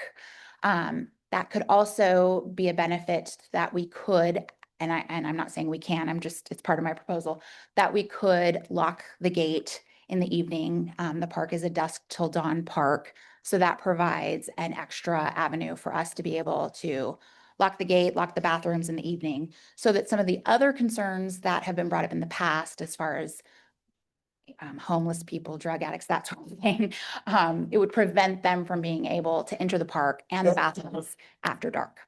So that is what was agreed upon on site. And so that is what I'm bringing to you today. The proposal to add basketball courts or a half court to Train Depot Park on the eastern side of the park along South Mill Street, near where the parking area will be. We are able to fit it in there without having to disrupt drainage, without having to remove any trees or make any changes to the site plan that's been already engineered and is existing. And also doing the perimeter fencing around the park. So that's what I'm bringing to you this evening. All right, any questions from council? I'd like to make a comment that Selena did not over exaggerate when she said it was talked about at length, because it was at length. These And are clarifying questions. excuse me? These are for clarifying questions. You can talk. I just made a quick comment, and then I'm gonna, and then I Afterward. you know, Hang on a I'm second. gonna be quiet. I'm gonna be quiet. I'm not gonna get involved in this Well, there's situation. steps. You give your You know- presentation, we ask clarifying questions, then it goes to public comment, and then we give our comment. You're not running the meeting. I am. Let the Clear- gentleman speak. You know, something, I'm gonna be quiet. Selena, what I wanted, my question I actually had was the discussion regarding the quote sound wall. Was it Jake Herfel and Mr. Bull? They, in my opinion, what was your opinion as far as the options? They were willing to look at other options as opposed to just a concrete wall, correct?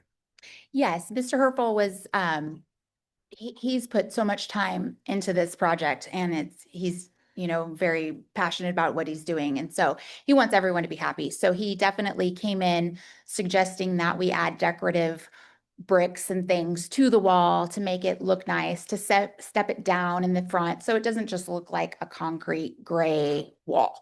It's got some decoration to it. And he had already sort of kept that in mind when giving me an estimated price. And I also did not say, as I was speaking, that almost all of the work is being done by volunteers. So the city is only paying for actual materials and equipment. So a lot of the work is being done by Jake and the other volunteers that have been out there. Thank you. So can I ask my clarifying question, please? This is the first this council has heard that you pursued grant funds. I don't recall council ever directing staff to, I'm directing it to Mr. Lee, not, and in order for these grant funds to be received, council has to approve the application and the receipt. So you've submitted an application? I believe in previous council meetings, I did state during my report that ACRA did allocate some monies for this purpose. With respect to how this all came about is, I didn't ask you how it came about. I don't remember ever well, I hearing just said, well, maybe we about can look ACRA at, funds. maybe we can look at the minutes, but I did You mention, remember what? Because, I did mention it during one of my oral reports. okay, do you have the application? I believe we do. Because there's a process, you fill out the application, then it comes back and council signs off on it. Until council signs off, we don't get the money. I think the money has already been allocated. We do have Received or allocated? Allocated. So we do need council's approval to accept the money. So should you choose not to accept the money, Well, I'm not that is your choice. putting. I Okay, so we understand have an that, but opportunity right putting now to accept way ahead. $50,000, You ask him a question, let him answer. $50,000 in funds from free. Now, Mr. Rock did us a courtesy primarily because of the fact that we're not members of ACRA anymore. I understand that. Okay, so he was very, very nice enough to do that. I'm just asking for confirmation. Usually you have an application. We give the city manager, like we did with Picnic Hill, we gave you authority to fill out the application and authorize the There's no application. We application. just did that recently. I've not seen an application for ACRA. I've not seen confirmation that we've received those funds. I'm not saying we don't want to accept them, but council has to. I mean, Mr. Epperson can say that we do have the money as allocated by email. Mr. Epperson? Yes, sir. So just this afternoon, we had a conversation with your manager here, trying to make sure that we were clear on where the money was coming from that was for sure allocated. So I got a hold of Glenn Spitzer, who is the general services manager over there. And I talked to him, and basically what happened, there was some money that had been pooled years ago. Then it was like 900,000. Let him finish speaking. And so there was some money, residual money left over. I think it was around 70,000 in our zip code that we had was kind of left over. And so they're trying to expend those funds. And so what they did is they put out to the entire county, cities included, different areas. They said, hey, look, we have this money down here. We have some money up there. There's a bunch of money up country. If you have projects that are ready to go, that you can get ready to go, submit an application. And again, as he stated, Manager Rock was gracious enough to allow Ione access to that money. And then it was cobbled together. There was some of it was interest money and some was money that had been raised from building fees.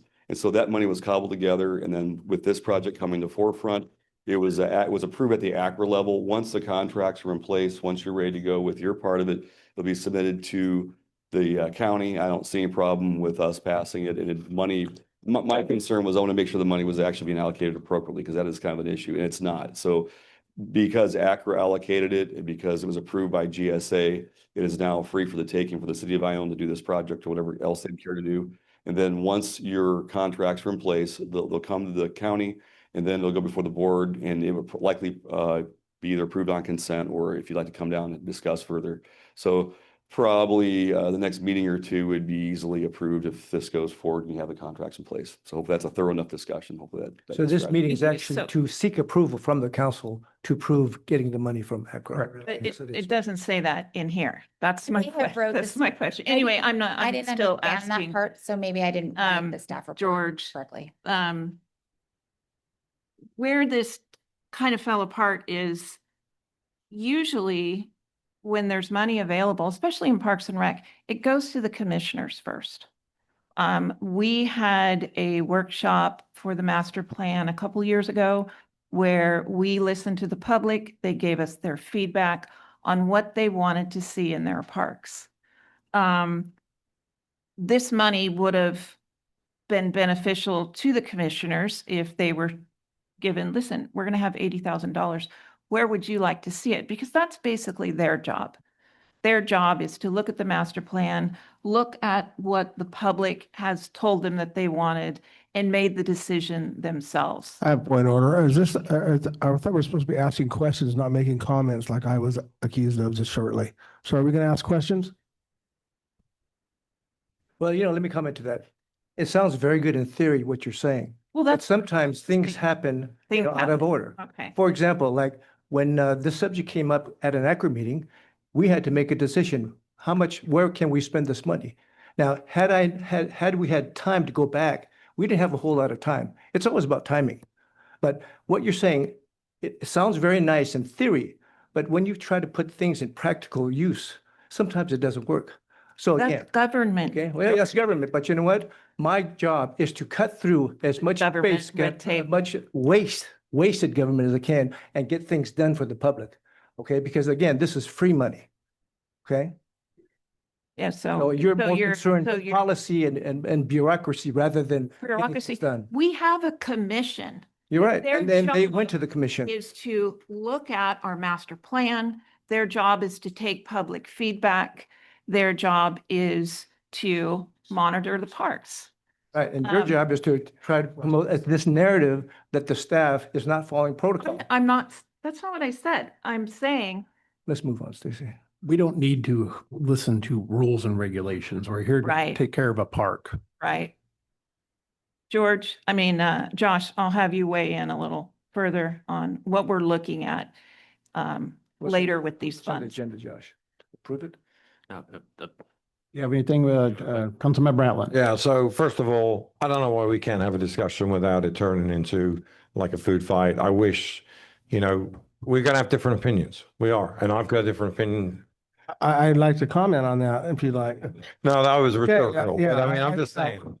I'm defending myself here. Point of Right. order. Point of order, point of order. The other thing is, we keep getting different conflicting advice on when we're asking clarifying questions, and then when can we have a proper discussion? So it's freaking confusing. Anyway, and I don't know if this is appropriate for this or for the next stage, but there's a site plan. Okay, so again, I appreciate everything the staff's doing and all the volunteers and everything else. But what I try to avoid is that we build something that isn't on a planning commission approved map, and then we get sued by an angry homeowner because he doesn't want something right next to his house that he had no idea was coming. Okay, that's my job. There's a site plan. Okay, it was on the wall here for years.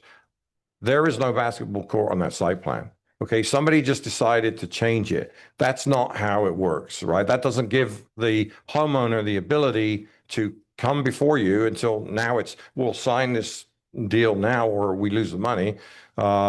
It's like you go to the planning commission and you say, we want to add a basketball court to here. And then you have your hearings and everything else. All the homeowners get notified. They all come down. They either say, we like it, we don't like it. And that's how it's supposed to work. Then it goes to parks and they get to weigh in. Then it comes back before us. My concern is I don't believe the site plan has been changed. There wasn't any outreach. And so that's what I'm going to talk about when it comes time to talking about this issue. Now, I believe Supervisor Epperson just said, you can use it for this or something else. Maybe, is that true? Yeah. Okay, so we could use this if, Not according to. I understand what the Okay. writing is. You have to use it for that project. So But- the problem right now is Mr. Rock is not there anymore. Okay, so if you want to go through and do the process over, we can, but there's no guarantee we can get this money because Mr. Rock is not there anymore. Well, right. So those are my questions where there's a procedure and it doesn't look like it's been followed. I don't want to lose the money. Hopefully we can get it for something else, or maybe it'll get voted in tonight. I don't know. But those are my questions, clarifying questions. So. You got anything, Mr. Mitchell? No. All right. I'll open up to public comment. I'm curious to hear about public comment. Especially Mr. Bull. Go ahead, Fern. I am Fern Day, Parks and Rec Commissioner. I'd like to clear up some maybe confusion on this going around us. I feel like our commission has really good communication that we have stated getting this Depot Park done is as a top priority, as well as the next item, which the next item is in the master plan. So completing the Depot Park is a priority of ours. It's known within our commission. It's not new. The addition of basketball, first of all, it's not going to cost the city any money. It's going to cut expense from maintenance by not having grass in that area. And it'll provide another recreation opportunity for the children or any citizen of Ione. In the next item, you'll see that we plan to reduce one basketball court at Howard Park. So this would sort of replace that and allow basketball in this portion of the city that's easier accessible by foot or bicycle. So I am here to show our commission support of this project, especially with it moved to the other side of the park where it's not right next to the neighbor. We felt that it was more beneficial to fence the entire perimeter of the park, especially West Marlette, being that it's a pretty busy street and people definitely speed on it, with children playing so close and possibly balls going into the fence, things like that. What else do I have to say? So I hope that you vote to move this forward. I hear your concerns, but I also see the opportunity, and our commission is to improve parks and recreation in Ione, and I think this is a good opportunity for that. Thank you. Thank you, Fern. Thank you, Fern. And I want to mention that you guys are doing a great job.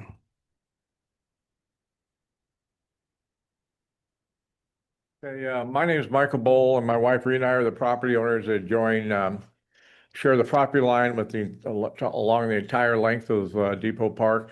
I attended the last meeting of the Parks Commission and made it clear that our first choice would be no basketball court. I do appreciate the fact that they were interested in moving it by the parking areas. An item for future discussion would be the security, noise, and the wall, but on our property line. However, we made it clear that we didn't prefer that there was no basketball court. We have I think we have plenty of them in town. I've talked to 2 of the 5 property owners on Mill Street and they know nothing about it. I wouldn't have known anything about this unless someone told me that something was in the mill. I better look into it. And I think that there's too much going behind the scenes. And someone in parks or whoever has a strong idea that every park has to have a basketball court. And it's not necessarily needed. I think that that the whole design of that course, that park is already kind of a kiddie park. It's got playground equipment. It's got room for, sandboxes and other small things. But to be attractive to an older group, I think it would kind of take it a different direction. When kids leave the junior high school, they don't need a place to hang out. They need to go home. They need to do whatever to do, but to hang out at a park isn't necessarily what that one was designed for. I've been a volunteer in that park originally, and then when the volunteers were kicked out, I lost my key and I couldn't do it. I basically kept weeds down, and I'm doing it again. We bought the property 15 years ago. We knew the potential of the park was there, and we're in favor of a park. However, I think too much is being done behind the scenes without the input from the neighbors, and more time should be taken to evaluate that. I'm not looking for 5 people to support this. I'm looking for 3 intelligent, level-headed people to think, what would you do if that was next to your house or your neighborhood? So I'm looking for 3 level-headed people to figure it out, and I'll be here until this is over, and I appreciate, your time. Thank you. Thank you, Mr. Bowl.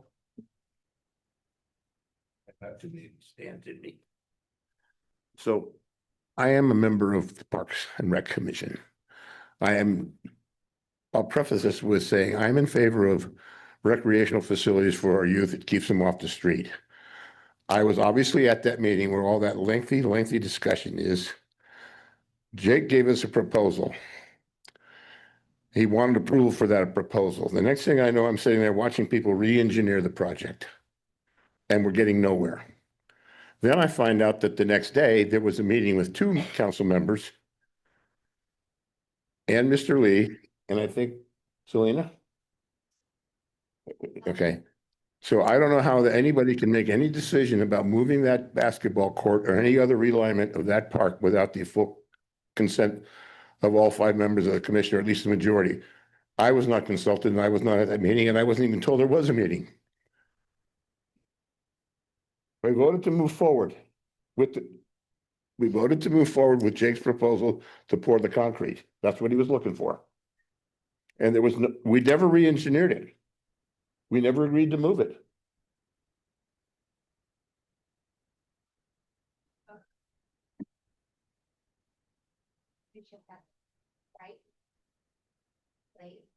That meeting requires the full commission to approve it. When you change, pardon me? Then you can't make that decision without a majority, okay? You did not have a majority to make those changes. I know the Brown Act.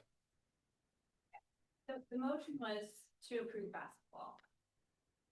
It didn't specify a location. We had a discussion about moving.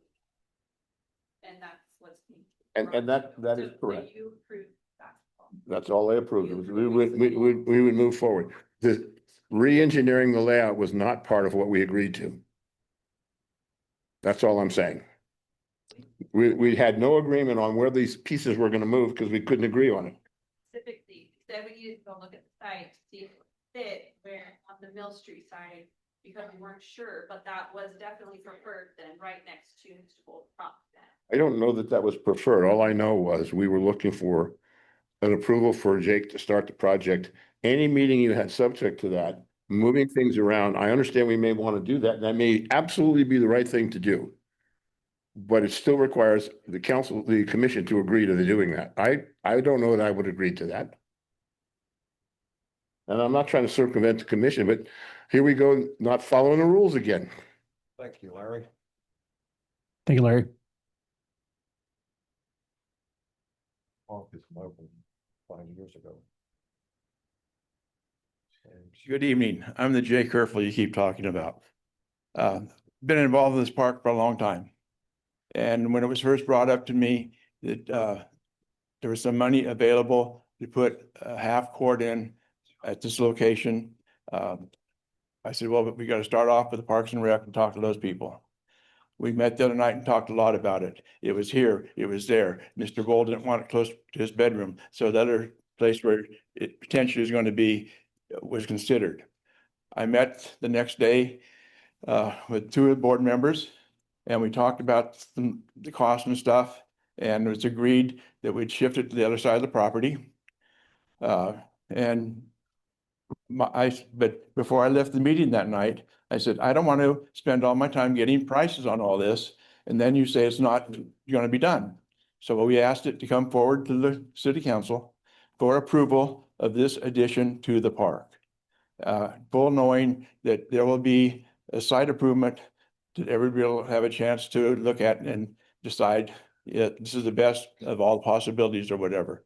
But again, there's been so many stumbling stones in this project and stuff that without the blessings of the city council, I have no idea where it'll go.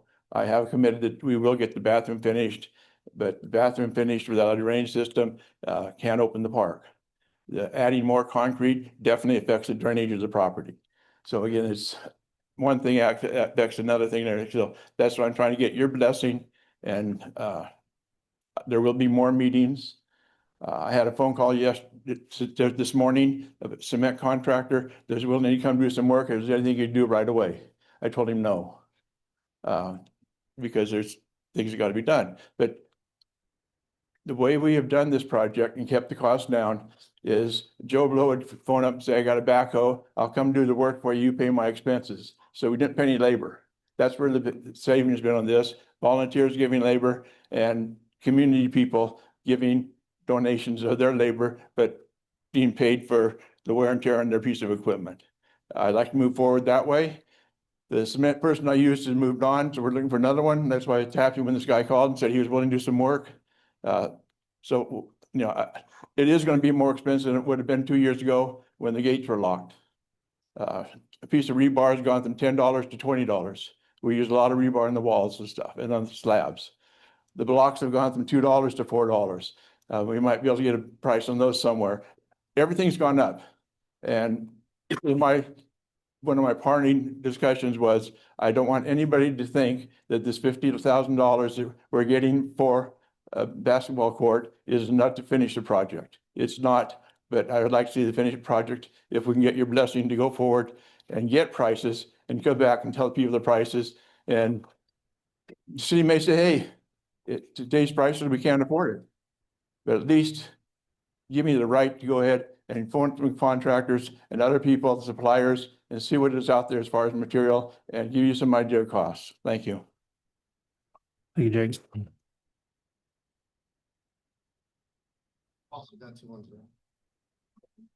Should I wait a minute? No, go ahead. Oh, okay. I am truly all for making improvements. But I have to add the caveat, when funds permit. And if I understand this correctly, it looks like potentially $50,000 in funding from ACRA, and then the request is for an additional $50,000 from the city. Equally important, I think, is that there was a procedure that was followed in regard to that project with this amazing PowerPoint presentation. And I'm sorry, I don't even know where it was. I think you mentioned it. I haven't been there. And funding was obtained, and it was presented to City Council. It was voted on, and Mr. Lee was instructed to not only submit the application, but assuming that the money got approved or the grant got approved, to go ahead and start, that it's done. It's a signed deal. But I haven't been here, as I've said so many times before, to that many meetings, but I don't remember hearing about this, and I haven't read about it in any of the minutes. And then my final comment is, I would be very, very upset as a homeowner for this area if they were talking about putting in basketball court And it backs up to my backyard, where I sit outside in the peace and quiet of my backyard. I think the procedure should have been followed to give everybody an ample opportunity and present it to the city council the way things are supposed to happen. That's all. All right, go ahead on Zoom. Hello, it's Christy again. Can you hear me? Yes. Okay. So I appreciate the fact that the city is finally putting their eye on this side of town, since we spent a lot of money over in Castle Oaks for basketball courts and parks and all that good stuff. So that's great. I do have a question though. What's the plan, if there is one, about the building that's there and the trains that are there? I understand just from a little bit of research that that part of it is leased to the railroad people. And apparently when they had funding, the city, you all, not you all, but the city council at the time, pillow-farted around long enough that they ended up losing their funding, which has been a problem to reestablish that. So I was wondering if the city would be willing to look into cleaning up that building or assisting with cleaning up that building and the trains, which is kind of the whole thing. That's why it's called a train depot park. And get those things done. And included in that, apparently at some point several years ago, the Rotary Club gave the city, and I don't know the exact amount, money to work on this. I don't know if that has already been used for what's been done there, or if it's just kind of floating around on somebody's books and could actually be redirected to go along with the grant that George has managed to, set up. So anyways, those are my questions. And if you have answers now, great. If you don't, let's find out the answers. Thank you. Thank you. Any other public comment? Oh, okay. Go ahead, John. Go ahead, John. Go ahead, Amber. Hi, this is Amber Hoyska. I'm the current chair of the Ione Planning Commission, and I just want to weigh in with a couple of things, including that our current City of Ione municipal code requires that a site plan review permit be filed for all non-residential construction, of which this is included as a basketball court. Now, furthermore, I just want to add that the last site plan review that was filed was in April of 2021. So from my purview, there are steps that are to be required in order to move this process forward. And that is simply a contingency in this process. Okay, thank you. And you had one more? Hi, Diane. Hi, this is Diane Ratton. The whole grant for the $80,000 is contingent on it being a basketball court. Is that correct? It's any eligible project. You want to go to the microphone, Dan, so she can hear? Yeah, sorry there, Diane. Yeah, it's a grant for any eligible project that's in the park that falls within that footprint. And it has to be in the depot park. No. Okay, so we're not married to a basketball court, even though, from what I've heard, there hasn't been an approval of our application for this grant yet either. So is there any reason why we are forcing a basketball court down the throat of the residents in that area and not looking at another project that actually is more geared towards the type of park it is for little children rather than, big kids playing basketball?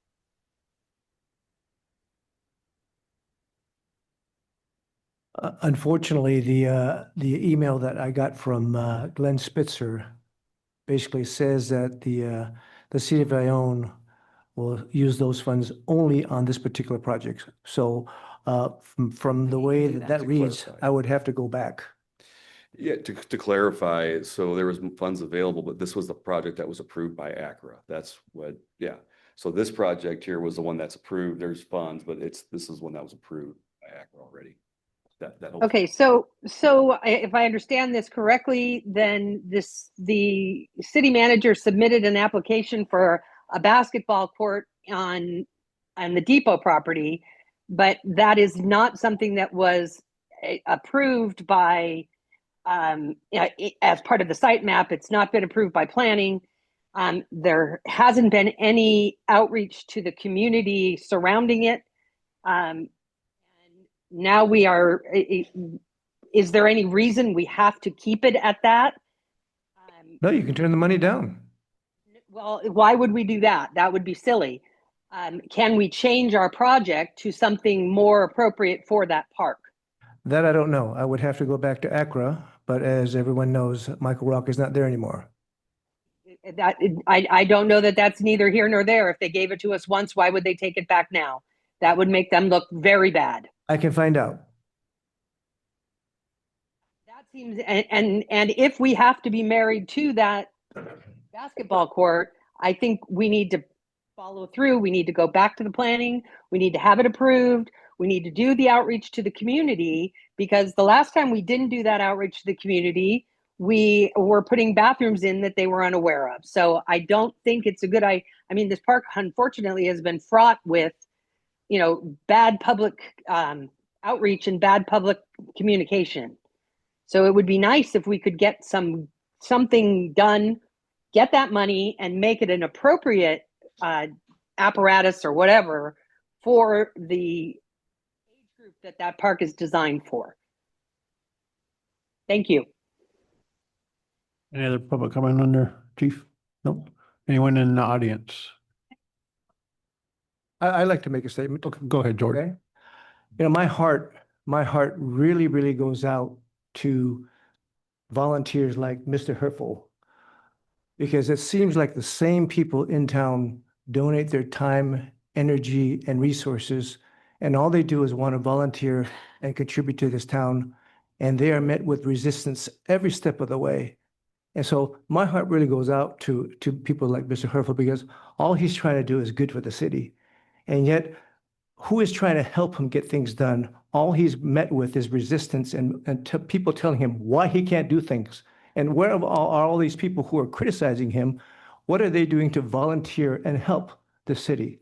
Because I see the same people year after year, day after day, month after month, contributing, the same people contributing their time, money, resources all the time. But I never see or hear the naysayers ever at fundraising resorts, ever contributing their time and energy to all the things that are good happening in town. That's the only thing I want to say. My heart really goes out to Mr. Herfel. If you want to get one more time, Fern, that's fine. Thank you. I appreciate it. I wanted to clarify some things. The $50,000 would have covered the entire project. It was no additional expense to the city. It's apparent that we skipped some steps, and that's unfortunate. It was stated that we've got basketball everywhere, and that's just not true. The only public courts that we have currently are at Howard Park. We plan to reduce one. We are adding basketball to Perry Earl, which we feel is very beneficial because of the distance between the two and the accessibility, especially across highways. And that's just one court. And it's been said that this park was designed for small children, and that's just not true. I believe we all are on the thought process that every one of our parks should be appealing to all ages. This was never intended to be like a small child park. Currently, the play structure is intended for smaller children, but it should welcome older children. Older children should definitely have a place for outdoor recreation. For so many reasons. We need our kids, especially in this day and age, to be outside playing. And that's a main goal that I've had coming into Parks and Recreation is that our kids need to be outside playing. We need to provide safe places and appealing recreation to all ages, but especially our youth. Thank you. Thank you, Fern.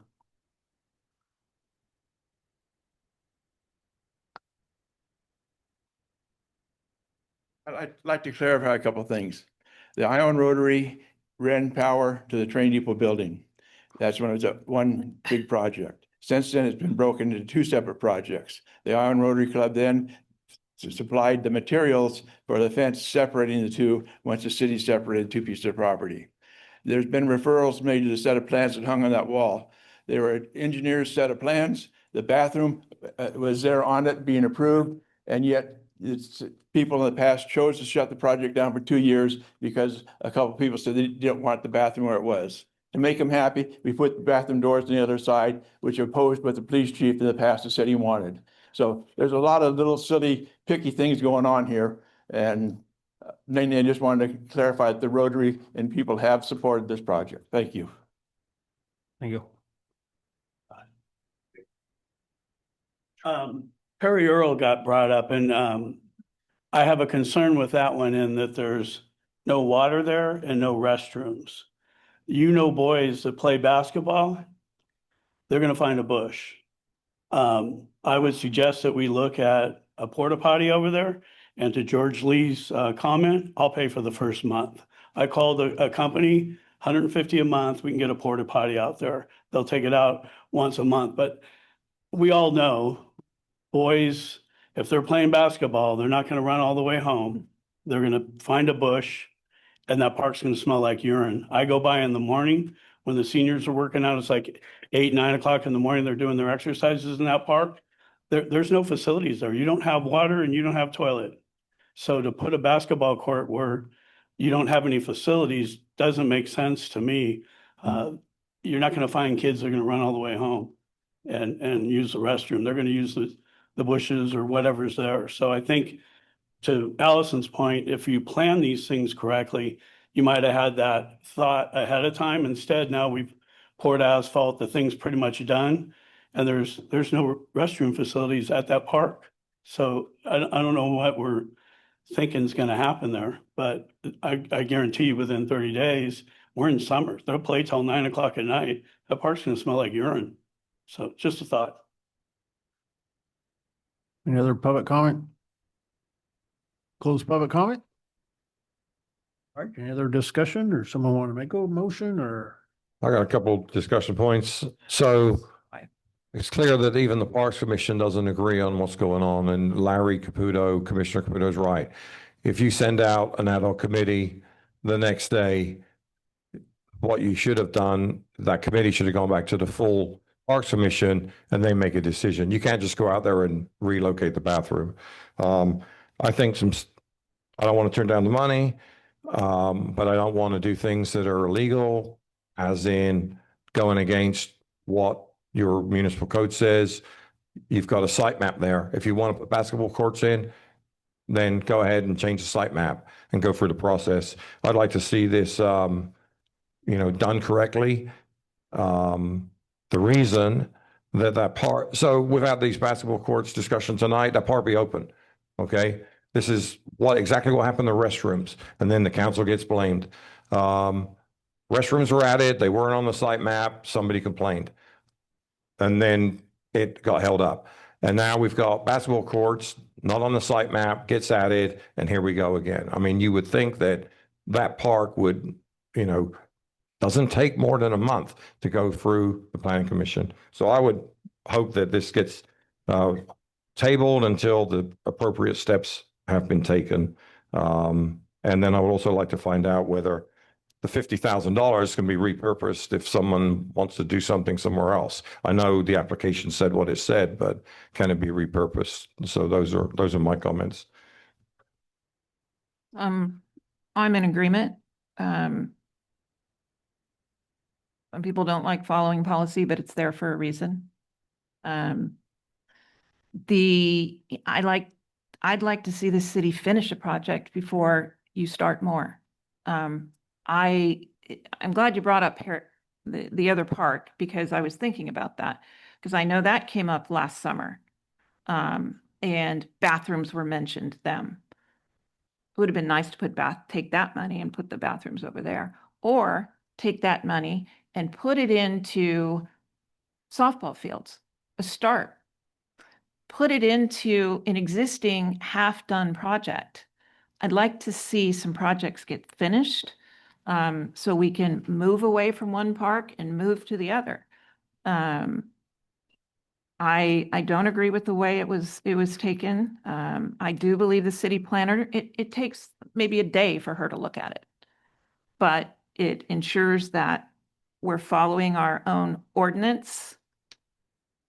And the other problem is you've got what, close to $80,000 here, and you want to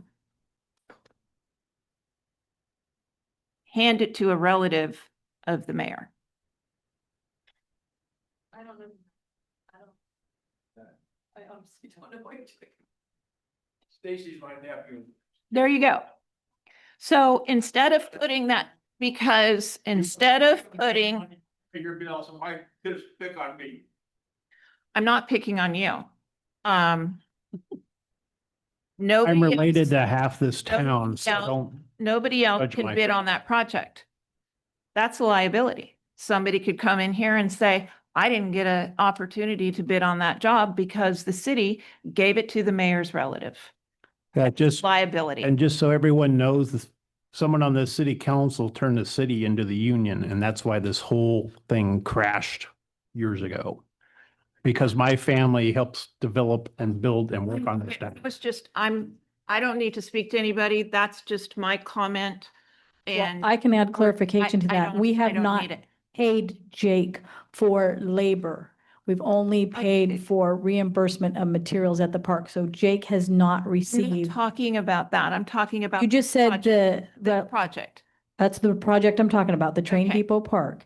And you said we're going to give it to a relative of the mayor. And what I'm saying is Jake Herfel has not received any money for labor. He's only been reimbursed over the years for materials. I just want to make that very I clear. understand that. No, you don't understand. I understand that. The problem we have here is you have grant funds from a government agency. The problem is people, Josh. you move here and ruin our damn town's a problem. Josh, I would, can you help me out here? Competitive bidding. You're causing your own grief. I'm not, I don't see a major point of legal liability here. Really, the bidding and procurement policy that we That's- have well, in that's our not- ordinance. I don't think that's before you. All council is doing is authorizing a different scope to this project. We know why we're in. I just want to say Okay. that I apologize if I brought something so controversial. That was not my intention. My intention, and I'm not a Parks and Rec professional. I'm not a planning professional. I was hired as a recreation coordinator, and I stepped into this role to try to help move things forward because there's no one else to do it. And I know a lot of the frustration of the citizens and the agencies from Ione as a whole is that we don't follow through with things. And that has been a problem for years in all aspects. So I'm simply trying to move things forward and help so that there's someone on staff that people can call and talk to that can write staff reports and things like that. Everything's not coming from a high level city manager or, falling through the cracks. So that's what I'm here for. So if I didn't follow protocol, I do apologize. I wasn't trying to move anything along or be shady or any of those things. I will say that this council makes it, some members of the council make it extremely difficult to, as a staff member, I mean, I dread these meetings. They're ridiculous. Every time I have to come into a meeting, I'm stressed out. I'm receiving emails about all the things that I do wrong. And I literally am a part-time employee. So if there's something that I need to do as a staff member, I would really appreciate an email or a phone call saying, hey, Selena, you probably didn't know this, but you should have taken this to planning. These are the steps you need to do. And I would say, great, absolutely, I'll do that. But instead, it's like everybody's on a witch hunt looking for someone to be doing something wrong. And it is so frustrating. And I see why there's such a high turnover of staff, because why would any of us want to deal with this week after week? It's disgusting.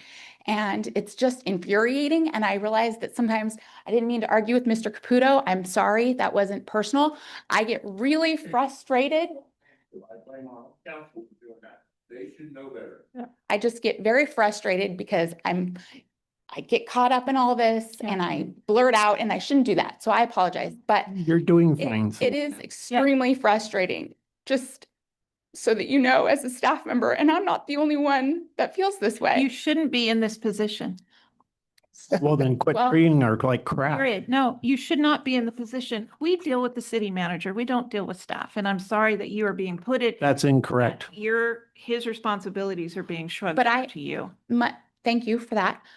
Months ago, a year ago, I asked questions about this particular project because I was new and I was taking on this role and I didn't know anything about the project, and the commission was wanting an update. People were asking questions, and I sent an email to our city engineer, and I was told later that I'm not to reach out to the city engineer or ask any questions of a high level engineer or planner or council member because I'm a lowly staff member. So, and that is what was translated to me.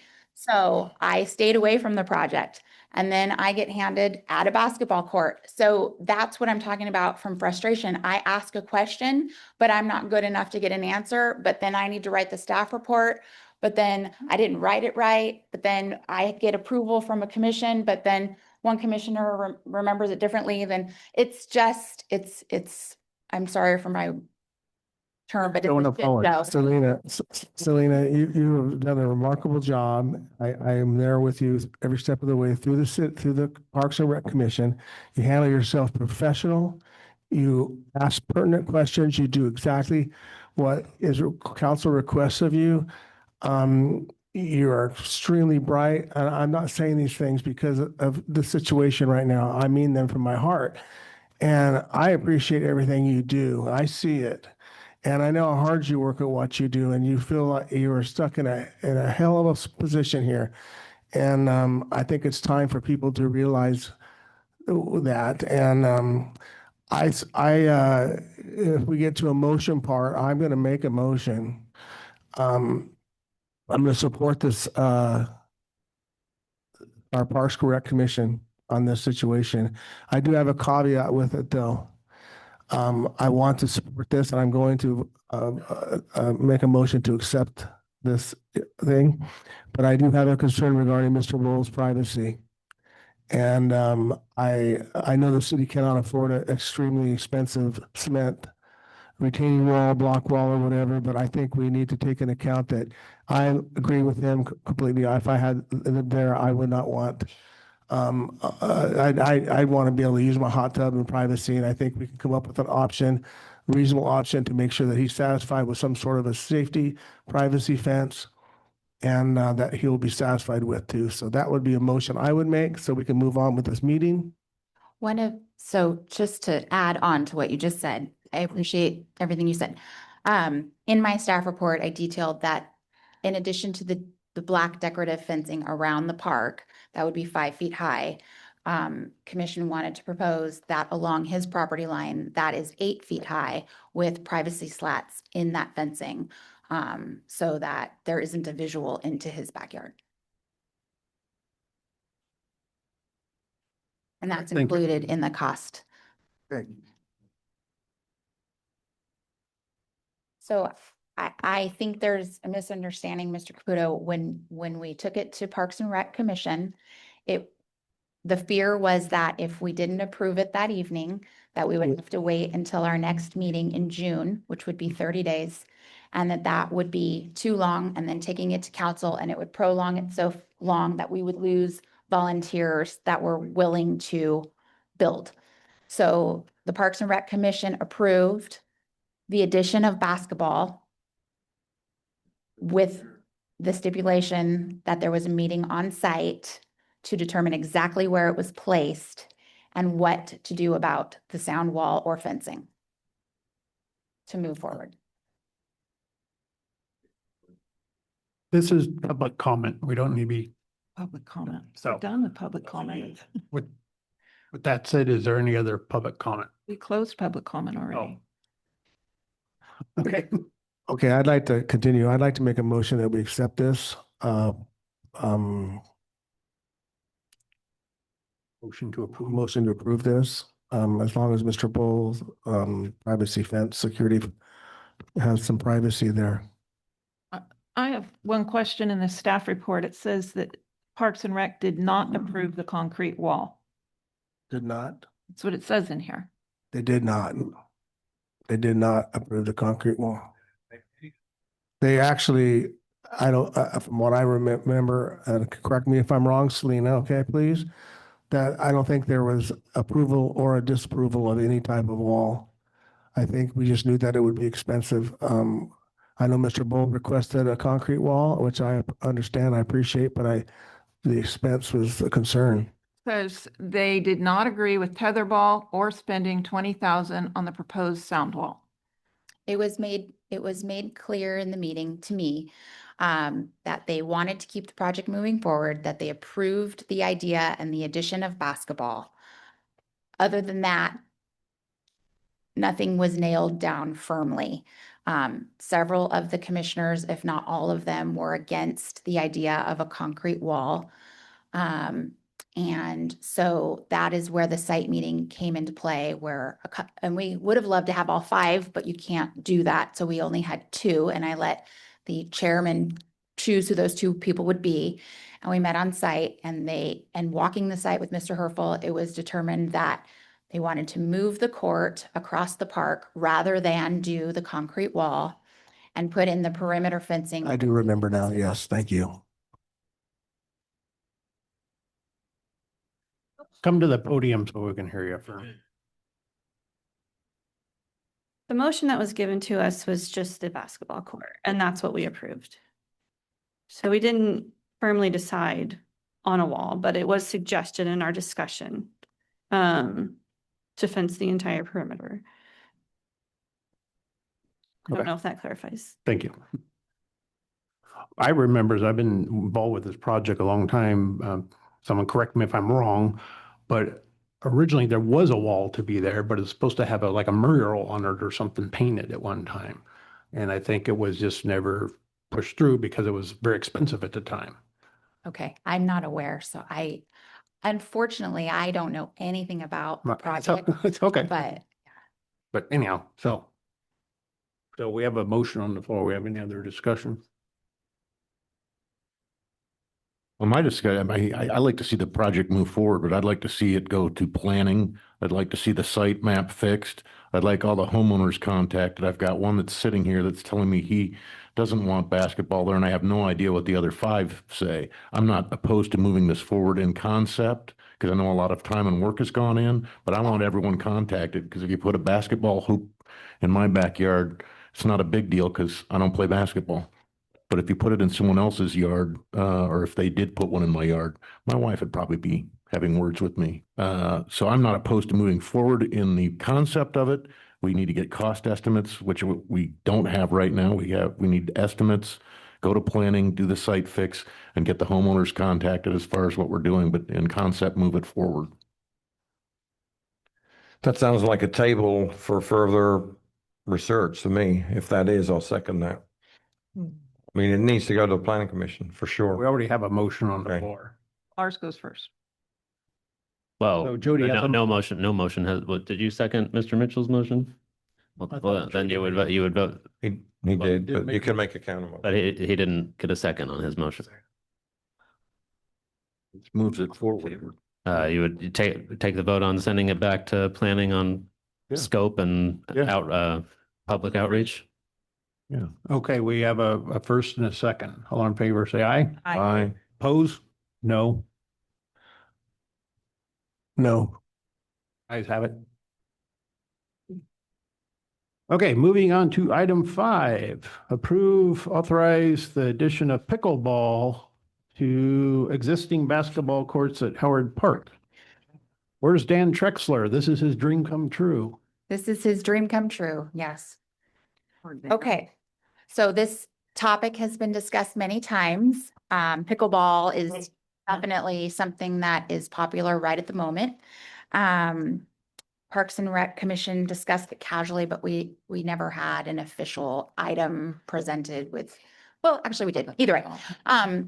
It was very costly to do it the way that we originally anticipated doing it with a sport court, design build firm and that sort of thing. So as part of the money that Mr. Lee was able to possibly get from ACRA or have allocated from ACRA, 30,000 was designated towards adding pickleball to the existing basketball courts at Howard Park. So currently the basketball courts at Howard Park are 2 full courts or 4 half courts. The idea to keep costs down to where this $30,000 would cover the costs of the project entirely is to, there are tiles currently on top of the concrete the tiles are for basketball. So all we would need to do are remove those tiles from half of the court, put a fence down the middle of the court so that you're not tripping or breaking an ankle going from tiled to not tiled. Do any sort of cleanup or resurfacing of the concrete underneath. And then obviously paint in the appropriate lines. And that half of the basketball court would now accommodate tennis and pickleball. So currently it accommodates basketball and tennis. We don't want to take away tennis, then you're taking away tennis and giving to pickleball. That doesn't make sense. So this is the solution to providing all 3 sports to that same court for minimal cost. Our crew can do a lot of the work as far as pulling up the tiles, resurfacing the concrete. We would be purchasing the nets. The nets are movable. They have wheels on them, but they are secured in place. So our crews can switch them out from pickleball to tennis and all of that. So the only thing we would really be paying for as far as a contractor would be the fencing aspect of the project. I do have a bid for that. And I didn't include it because we didn't get 3 bids. It's not official. It's just to give us an idea of what it would cost. That's $11,000. Yes. And that is for an 8-foot fence. We don't necessarily have to go as high as 8 feet. We could do anywhere between 5 and 8. Obviously, the higher you go, the less pickleballs you have flying around on the basketball court. So are there any questions about this project?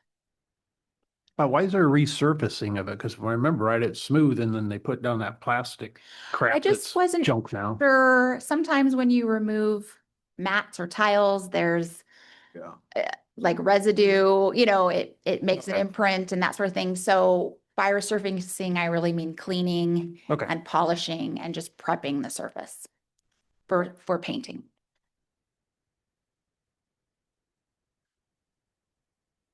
Doesn't this have to go through planning too? No, it's already in an approved map. So this is a good project. Thank you very much. Well done. Any other council questions? No questions or comments. Thank you, Selena. Save some time. No. Nope. Okay, none for me. Open up the public comment. I think it's fine. I think so. Not pickleball courts. First, I'd like to thank Selena for all of her legwork on this project and others. You're great to work with, and I agree with everything that Jody said. So thank you for all of your work. A little off topic, but it's come up in discussions, is restrooms at Perry Earl. Am I allowed to touch on that real quick? What's that? The restrooms at Perry Earl has come up in other comments. No, it's off topic. Okay, got it. So we, this money is coming from ACRA. It wouldn't cost the city much, and I think it's a great way to get pickleball done. So I hope you support this. Thank you. Thank you, Fern.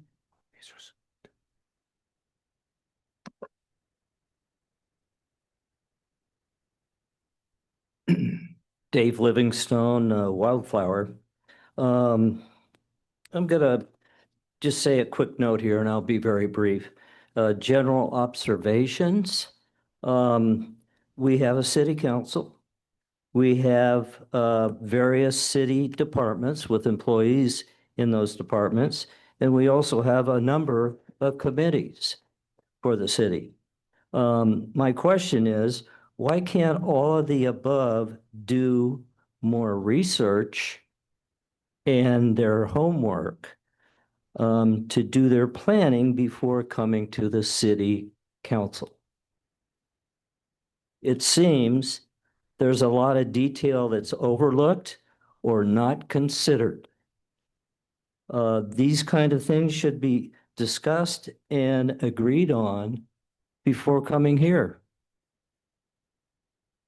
I can see that those things can be handled much better on a council, on a commission level or a department level, and get all those small details covered and have an answer for. Please try to consider that and have a sound strategy. You might achieve your goals better. Thank you for your time, council and mayor. Thank you, Dave. Thanks. Any other public comment? Got anyone on Zoom, chief? Nope. We'll close public comment. Any other questions or comments? I think it's a good plan. I'm for it. It's probably one of the most expensive projects ever now that court, I think, cost originally like $280,000. We're adding another 50 to it, but I think pickleball is needed. I keep hearing people talk about that all the time, so I'm for it. I definitely am for this also. I thank you for your work on this, Parks and Rec, Fern and Selena and the group. Larry Caputo, of course, over there does a great job. But I definitely would recommend that we pass this. So let's make a motion to approve and authorize the addition of pickleball to the existing basketball courts at Howard Park. Make that motion. I'll second. We have a first and second. All in favor, say aye. Aye. Aye. Opposed? Ayes have it. All right, moving on to reports and communications from city attorney. See you tomorrow. Already talked enough? No, I said, see you tomorrow. All right, and then reports and communications from city manager. No, again, I just wanted to thank all the volunteers who do so much work for the city of Ione. You can tell by their contributions of their time, energy, and resources that they truly care about the city and the direction it's going. So again, I truly thank all the volunteers that contribute so much to this town. That's all I have to say. Thank you, George. All right, reports and communications, council member comments and committee reports, future agenda items. We'll start with you, Councilmember Allen. I'd like an update on the actual train depot building. It was given to a lessee and they were supposed to do certain things and it looks like things aren't getting done. So I'd like to get a report on that. And also, we used to get a treasury report every month and I believe it's even required. So I'd like to get a treasurer's report back on the agenda as soon as we can as well. That's all I have. Councilmember LaFane. I think a couple meetings ago, we were told that the finance director job was being advertised on League of Cities and Indeed. It's not, and I'm just wondering what progress we're making on getting a finance director. The application period has closed and we have had 4 applications. Yes, but it was never posted on Indeed and it was never posted on the League of Cities. It was posted on the city website. I did see that. It was. So I'm just curious as to when we're going to interview, when we're going to get somebody on board. It was And posted also on if, Indeed. I never saw it. I looked. Jordan today. sent you an email that I was CC'd on that showed you the date. It was posted on day with a screenshot of it. It was never, we do not post on League of Cities. It was posted Oh, it's on free on League of Indeed. Cities, yeah. Our process has never been to post on League and Cities because I asked Jordan this when you had your inquiry. Okay. I'm not involved in any of the other part of it, but I do know from Jordan posting it was on Indeed, the city website, and the posting outside, which are the 3 places we post every job posting. Thank you, Andrew. And then last, we gave direction to city manager last year, right about this time, for an RFP for city planner. We gave approval to extend the existing contract. And in the meantime, put out an RFP for a city planner. Like the status on that. I think we're working on that right now. So a little bit late, but I think we're working on that right now. Yeah, like 8 months. 1 year. Councilmember Mitchell. Don't have anything. Actually, I do have June 14th, the VFW Auxiliary 8254 is having their pancake breakfast. You'll note that most of the things that I go through revolve around food. 8 a.m. to noon. It's an incredible breakfast, great auxiliary. They do a lot. That's at the Island Memorial District Hall, 207 South Amador Street. You can get tickets at Robin's Nest, but the VFW or give her a ring at 209-304-8780. But I hope to see you guys all at that breakfast. So, thanks. Jack. Vice Mayor. Yes, I'd like to acknowledge that the fire department once again was over at the grammar school today and doing a demonstration.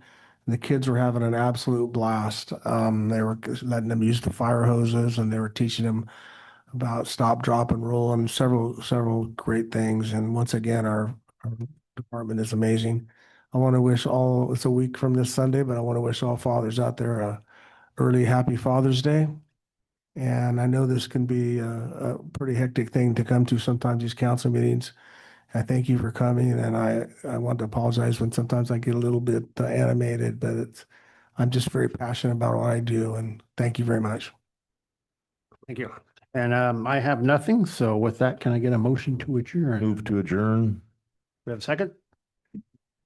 Second. All in favor, say aye. Aye. Good night. Night.